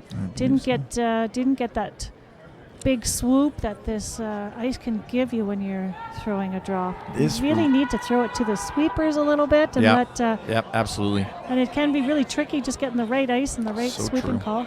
So true. So this one is, I think it's almost all open up the door for Manitoba to score that always precious deuce that they were looking for. So and in the seventh end.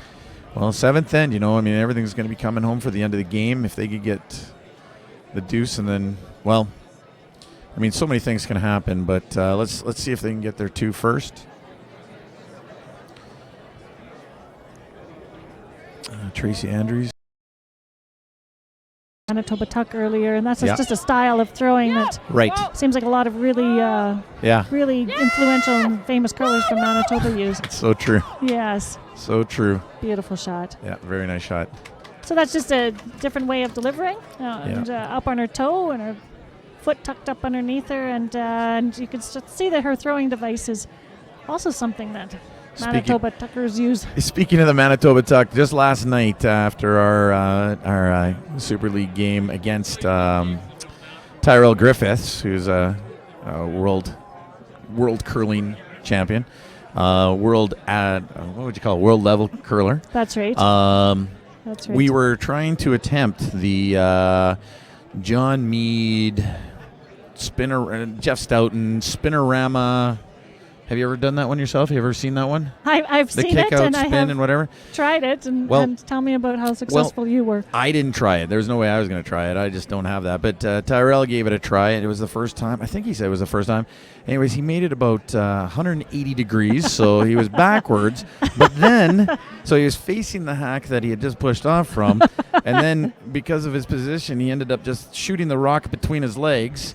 And just to tell you how the game went, he made the shot. It landed in the house. It landed in the house. I was a little disgusted with him for beating us that night and then doing that to me. But it was something to watch, and excellent. It was all in the name of Manitoba and the what do you call it again? That's the Manitoba tuck, and the then tuck, the spinorama that's it. The that Jeff spinorama. Stoughton has made so famous. Oh yeah, I watched John Meade do that at the Briar in Edmonton. I believe that was Excellent. 2010, but don't quote me on the exact date. Okay. But yeah, actually it was before that. Anyways, Back to our game here. We've Here got it comes. last rock from Sylvie Gagnon, or Natalie Gagnon, sorry. yeah. And she's looking to hit and get a good roll, I believe. Oh my. Oh, you know what though? I think she missed the shot she was attempting for, but still accomplished the same, even though she had a nice plan B, I think we call that. Plan B worked out well for her, Yeah. picking out the second Manitoba rock out of the back of the house there. Because without a fantastic shot, it looked like Manitoba was going to have their chance at two, one way or the other. So this... Right, so it's cleaned up a little bit here, and she's now given Manitoba the opportunity to draw for two. See That's how right. Tracy does here? I'm not sure that Tracy's throwing that many draws. Well, she has what we call backing. She can draw up to that stone and use it a little bit. I know that that's kind of one of those no-no words in curling. You never like to tell a skip, hey, don't worry about it, you have backing. That's right. But since we're not talking to her and she can't hear, a little backing to work with. So ideally, she's throwing little- house weight, T-line weight, without even thinking about the rock being there and letting Exactly. her sweepers do what they need to do. But yeah, and knowing that she can give it a little extra. But it looks like she's got a pretty good shot going here. I believe two is going to be easily scored. Terrific draw by Tracy Andrews of Manitoba. With a little bit of help from her sweepers and calling from her third. They have scored two in the seventh end here to put them up to so 1 point lead. 1 point lead coming home. 1 point lead. The score is 6 to 5. 6-5. Manitoba over Quebec. And it looks like our first finalist has been determined for the women's final. Over on sheet 4, Alberta stole 3 in the 6th, and it looks like they shook hands with a 7-1 win for Alberta over Ontario. So we will see, Alberta back tomorrow for the final. And we're playing our last end to determine who Alberta will be playing against. And that final is tomorrow morning at 10 o'clock. Yeah, 10 a.m. And it, too, will be broadcast on... Unless you're on the East Coast, then I think it's like 6 or 7 o'clock tomorrow night. Again, time zones. There's lots of them. You guys, I'll have to let them do the calculation out there. They know what 10 o'clock here is. We'll just say 10 o'clock Pacific, and they can do the rest. Yeah, exactly. 10 o'clock a.m. our time. Okay. We've got Quebec with the hammer. They're down 1. Do you like that Manitoba put up that long guard? Coming home with a Without the hammer and up 1? Lead without the hammer. Do you like that? That's the debated strategy. It is, isn't it? Debate ongoing. Do we like that? Now, I think if I was to put up a guard as Manitoba, I think Manitoba would have liked to have seen that guard quite a bit closer to the Right. house, so it's a usable rock.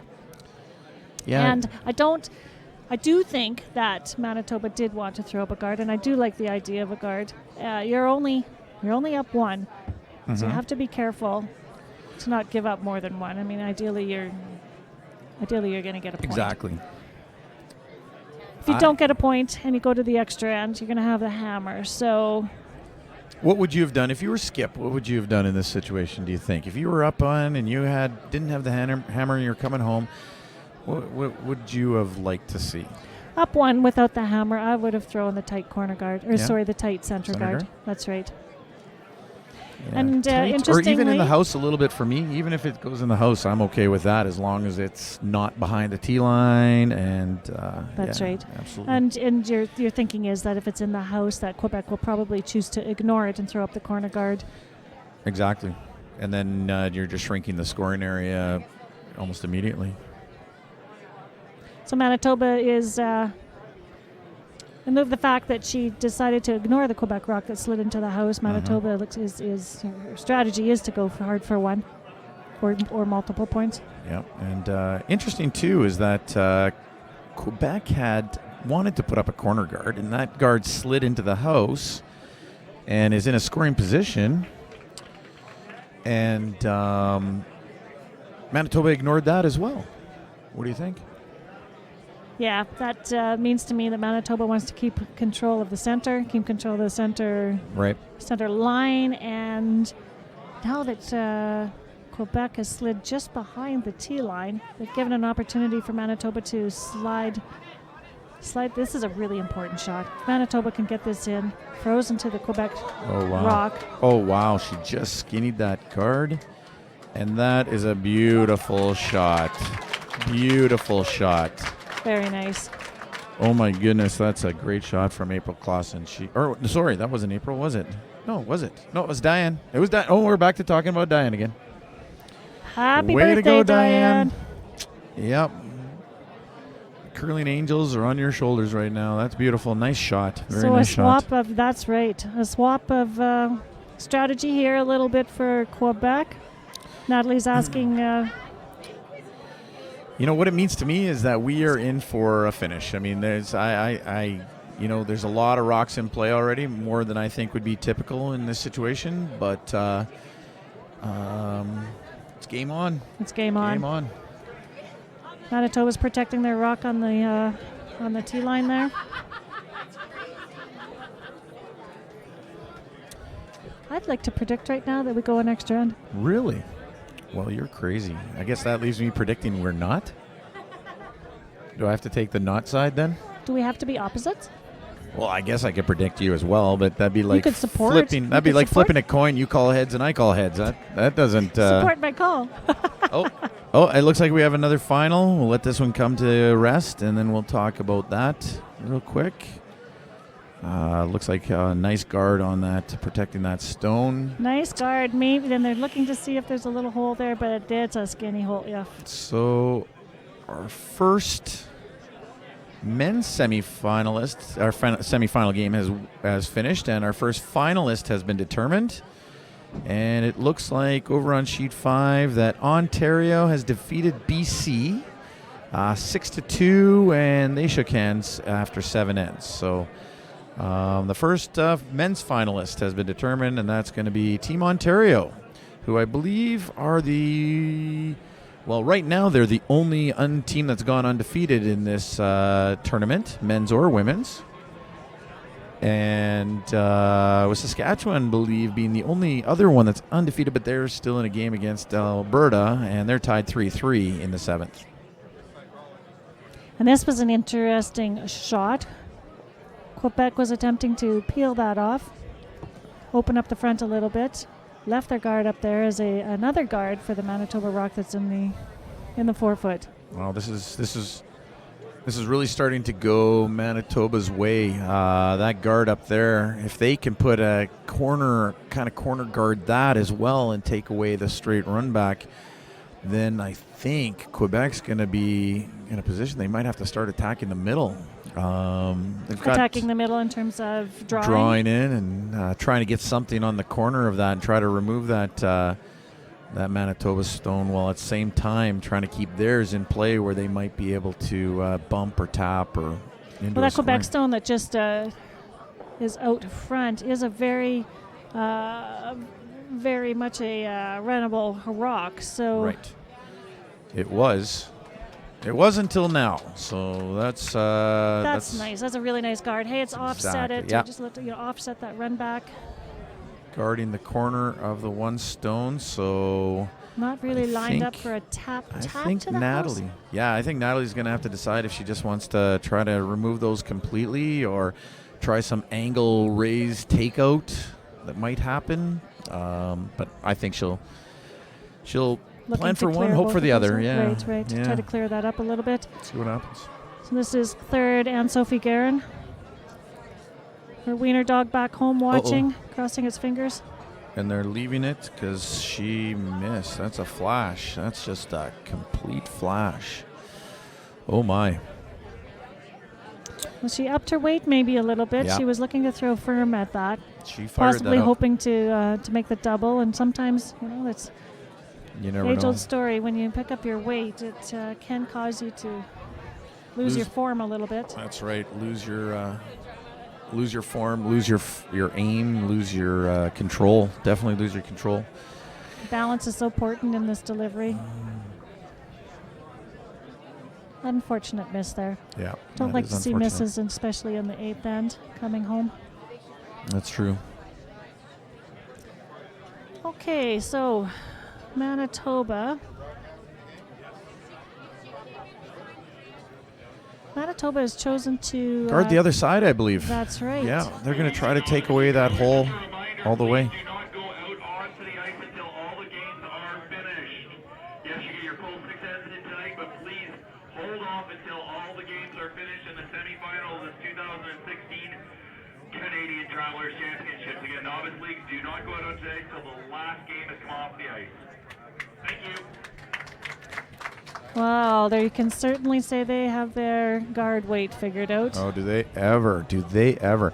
Now, I look at that Quebec stone on the left side. Do you see that one on the left side that's in the rings? Do you think that might come into play at some point? Or could it come into play? Well, it What is kind of one shot? stone that's usable that Right. if Quebec has, maybe as a last chance, she could use. Yeah, it's a tough one. Let's see if I can see the angles. Well, I'm Well, if she looking was here, to and I think this is a throw pretty easy call, this one. Just guard up that Quebec stone that's in front of theirs. They want to put a guard, probably angle it, maybe be a little bit further to the right and take away more of the drawing space for Quebec.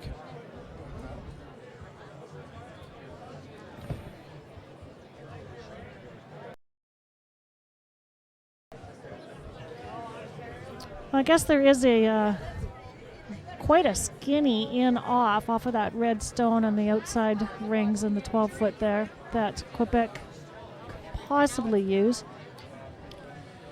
Coming down to the last few shots potentially of this game, the Team Manitoba ladies just wanted to quickly thank their sponsors: FIA Inc., Tank Traders, Gorp World, OMGs, and Torque Brewing. Torque Brewing. Yeah, I read that right. Good. Okay, here's Manitoba skip. Tracy Andrews looking to throw up another guard. So you got the timer on it. I'm going to guess that's going to be in the 15-second range, and it looks like it's way over curling. Way over curling. That's going to leave a little bit of an opening for Quebec. So it puts a different spin on this. It sure does. There's space there to do it, whether they believe it or not. Looks like they are not looking at the draw. Let's see if we can turn up the volume here and listen in on the conversation.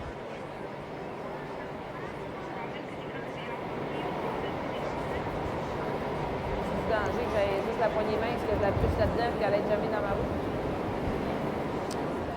Well, we can listen to it, but unfortunately when they're talking French, that's not helping me much. How about yourself? As much as I would love to say that I'm bilingual, I'm I am unfortunately not. And I really wish I was.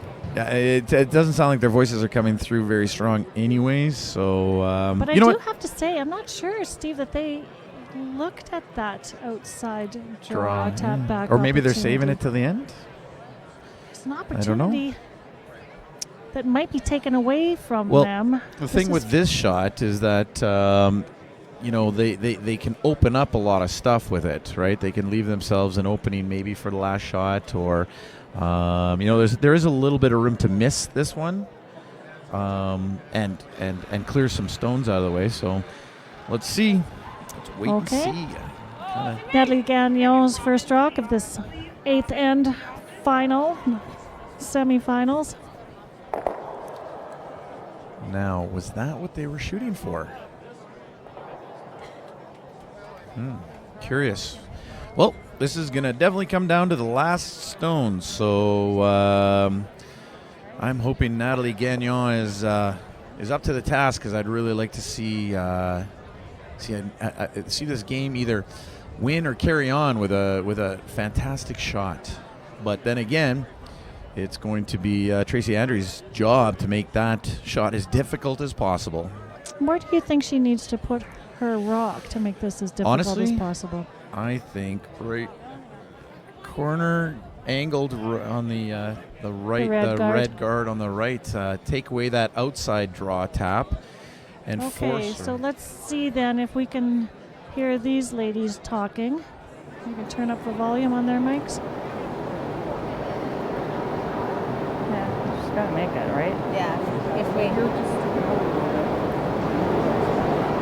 Yeah. if we guard it, that's a tough shot.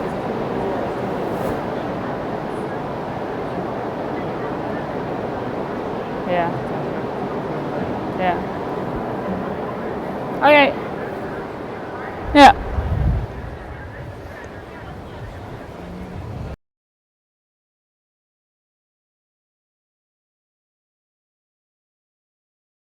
Maybe, or whether they should come right into the house. Right. And maybe protect or guard their rock on the 4-foot by stopping in the 12-foot, or tucking right around and coming right into the 4-foot. Ensuring that Quebec doesn't have a chance for two. And you want to make sure that they can't have two, right? That's right. So I think she's opted for the guard, I believe.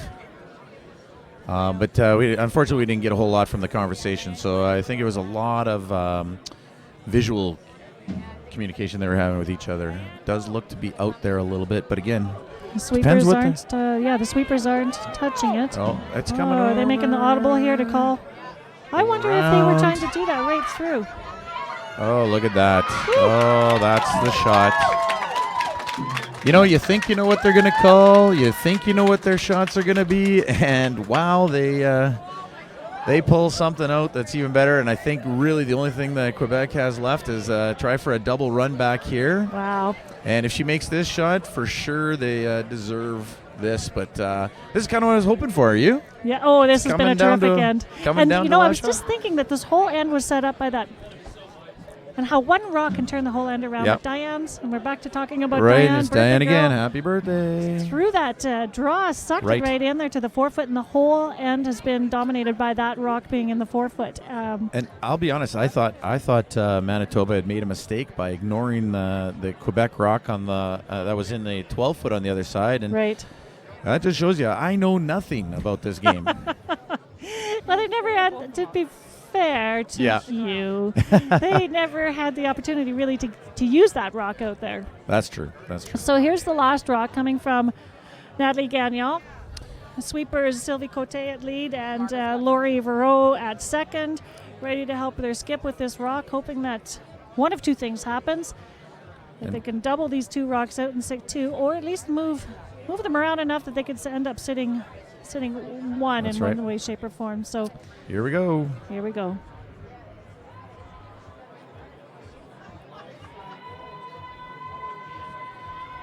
All right, let's get an angle on this. And doesn't look like it happened. And well, as you can tell from the Manitoba cheers and the crowds, and you can see Natalie was not able to take that rock out or to figure out how to double those rocks up. So that finishes our game here in the 8th end. That's 38 very happy people to our right. And I got to admit, I'm not upset, that's for sure. I would have been happy to see anybody win. So it was just an excellent, excellent game. Okay, so that finishes our game here in the quarterfinal, and the winning team, Manitoba, will be back tomorrow at 10 a.m. to play Alberta. In the final of the Travelers Curling Club Championship. So now we're going to get a little bit of a bonus curling opportunity here, and we're going to take a look at the last end of the Saskatchewan versus Alberta men's semifinal. Saskatchewan has the hammer for this last end, so Alberta, don't know how they're set up yet, but we'll see in a second. They're going to need to steal to win, whereas Saskatchewan is just going to need to score a point, score a point with the hammer. And Saskatchewan is sitting 1 at the moment, with Alberta drawing in and trying to get shot rock. And it looks like they have done it. Yes, it looks like Alberta has shot rock right now. Saskatchewan's deciding to clean some things up at the out front of the house, and this is skip Corey Kohutch holding the broom, and that might be a name that's familiar to the Alberta listeners and watchers. Corey's got some experience in Alberta and at the national level representing Alberta, and is in Saskatchewan now looking for the same notoriety. And throwing, let's see here. I believe we're was on that second lead rocks? stones. We're on second stones. Yeah, second stones. But I believe that was David Schmerler throwing that rock. Again, jumping into a game after watching such a great one, it's a little confusing, isn't it? It is a little confusing. That but we'll get it definitely straightened wasn't out. lead rocks. We'll get it straightened out. No I do know worries that there. this Alberta team is from Peace River. Right. And I was had the honor of having some of them join me on our walk around Tuesday night downtown. Right. The Explore Skip, Kelowna. Exploring evening. Kelowna, Nice. that's right. And Scott Webb is the skip of this team from Peace River and the Peace River Curling Club. Third is Alex Wolf. Second, Stephen Byrne. And the lead is Damien Ganas. And right now, Stephen Byrne has just thrown his first shot. It looks like they're going to try to guard that shot rock. And Didn't need to help that one along very much, but look at those lined up nice and straight. I was going to say, that didn't stop in a bad spot at all. That makes it a difficult, challenging run back, but they are close together, so. Just remember that Saskatchewan has the hammer here tied up coming home. Never mind, I got it. Can we get the Alberta and Ontario ladies down here? We need rock color selection, please. Excellent. So Ontario and Alberta rock color selection. You guys need to come downstairs.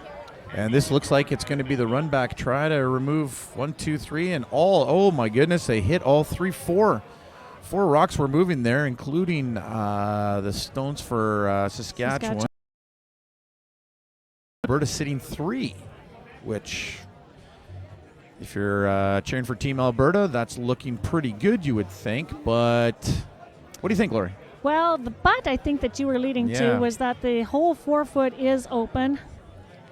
It does allow for Saskatchewan to get to the 4 foot. So Saskatchewan, or BC here, has called for another guard.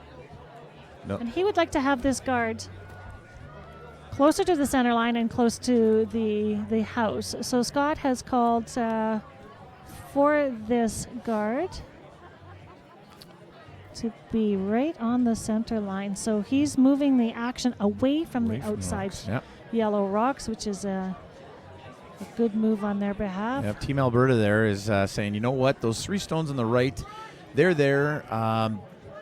But in the reality, the biggest obstacle that Team Alberta is going to be concerned with is the 4 foot. They want to protect the 4 foot. They want to make it as tough a draw for the skip of Saskatchewan when it comes down to his last shot. So, but and this is third for Saskatchewan, David Krejci. Krejci? Krejci? Krejci? Krejci? I'm not sure. Krejci, and I If I remember correctly, we're on a first name David has basis. just moved to Saskatchewan. Okay. Recently, and has had the opportunity and the pleasure, I bet, of hooking up with Corey Kohutch, who brings lots of experience to this event. Right. And shooting for Team Alberta right now is third Alex Wolf. And I believe Alex is going to be called on to put up another center guard. Probably, again, as close to the house as he can. Even if it's in the 12-foot, I don't think they'd be upset with that. Sweepers, David Staples. And Graham Rathwell. Nope, sorry, that was Team Ontario. We're on the wrong one. Stephen Byrne and Alex Wolf are the sweepers. Scott Webb and Stephen Byrne. No, we're not we're right. all Let's over the try this place. again. So this lead and the second are Damien Ganas and Stephen Byrne, and throwing the rock was third Alex Wolf. And thank you for your Lori. patience out there in Thank the you, Lori. wild World Wide Web watching us. And here comes Saskatchewan's Just goes attempt to at show clearing this guard I out. need Alberta Stones that were in the scoring position. You see that a couple of them many of them have been moved around. And one's been eliminated. So really opening up the access to the 4-foot by doing that. Yeah. Intentionally. Very nice throws from Saskatchewan to remove those guards and move the rocks around in the house. And I believe Team Alberta and Scott Webb is just going to continue to do the same thing. Try to put a guard up there at some point, probably in his last one. He's going to put a rock in the house where it'll be in a position where if they hit, it won't be Saskatchewan won't be able to score with a hit. That's right. And force them to have to draw, right? Right. Because I believe you and I both agree that when it comes down to the clutch situations, would you agree that a finesse draw is a little more challenging than a hit? I mean, they're both. That's really a debatable point too. So. Yeah. Well, a lot of skips would tell you that just give me a draw to the 4-foot to win Right. the game, and that's all I need. So Right. if there's an opportunity to draw to the 4-foot, a lot of skips will take that opportunity, but so much of it will depend on how the game has gone Right. and whether they have the draw away, feeling about the ice. Right on. $305 worth of prints we're about to give away in the 50-50 draw. Get your tickets out. So it's down to skip rocks here. Corey Kohutch throwing his first rock, and he's elected to have a takeout here, looking at a bit of a double. Maybe he can clear out more than just one of the Saskatchewan or one of the Alberta Stones. Right. And he'll have lead David Schmerler and second Wes Lang sweeping for him. David Schmerler being a distant relative to that well-known, famous, Sandra? fantastic curler from Saskatchewan, Sandra Schmerler. See, when I look at this, Lori, I'm wondering to myself, is this seems to me a skip that is leaving himself. He's removing a rock off the center line. Does he need the center line? Ideally, my are you goodness! kidding? You know what? I'm not even going to comment. I've got nothing. That was. I think we can just sit back and Yeah, we'll watch just- this I'm done. orchestra play was- its song. That was an amazing shot to open up the entire rings. Now he's sitting one. All of a sudden, Wow. Saskatchewan's sitting one. Alberta is in a position to put there, and now Saskatchewan doesn't even have to hit and stick. They can just hit And roll out. That right there may have been the shot of the game. I mean, of the night that I've seen so far. That's a beautiful shot. That almost If we had replays, that would be what I would like to see. almost as that secures replay. a victory for Saskatchewan. I What mean, a- that's what a almost impossible to beat this now. And I think. I'm not sure. Alberta, I believe, are they trying to? You think they're going to try to draw by another one and still force Saskatchewan to draw? Or are they going to just put one in the house and hope that Saskatchewan has a flat-out miss? Looks like they've indicated they would like to drive to the outside and maybe tuck in around behind that. Nope. They that are guard. They've got an intern going to the other side of the rings completely. Right, just trying to tuck Trying behind. to tuck behind. that Oh, and guard. they're on it. They're on it. You know what? This might not even need a shot. Who would have predicted that that would be a possibility when this end started? That is game over right there. Well, that ends our game over that's on unfortunate. sheet 9. Yeah, I always like to see a game end on the last shot of the end, but it's not always so in curling. So not always so. That's So the second finalist. The second finalist. So all of our semifinals are finished for the evening in this Friday night of action here at the Kelowna Curling Club and the Travelers Curling Club Championships. So Saskatchewan walks away from that with another win, undefeated in this competition, and will go to the final tomorrow. And Saskatchewan is curling against Ontario. That'll be Team Ontario versus Saskatchewan in tomorrow's final. That's right, tomorrow at 10 o'clock local time, local Pacific time. We'll be back here. Both games will be shown again, and thanks to New Horizon Productions, we will be showing those at 10 p.m. Pacific. Thank you, everyone. Thank you, Steve Van Dam, for the evening. Thank you, Laurie Seaman. It's been a pleasure. Been a pleasure. Good night to all.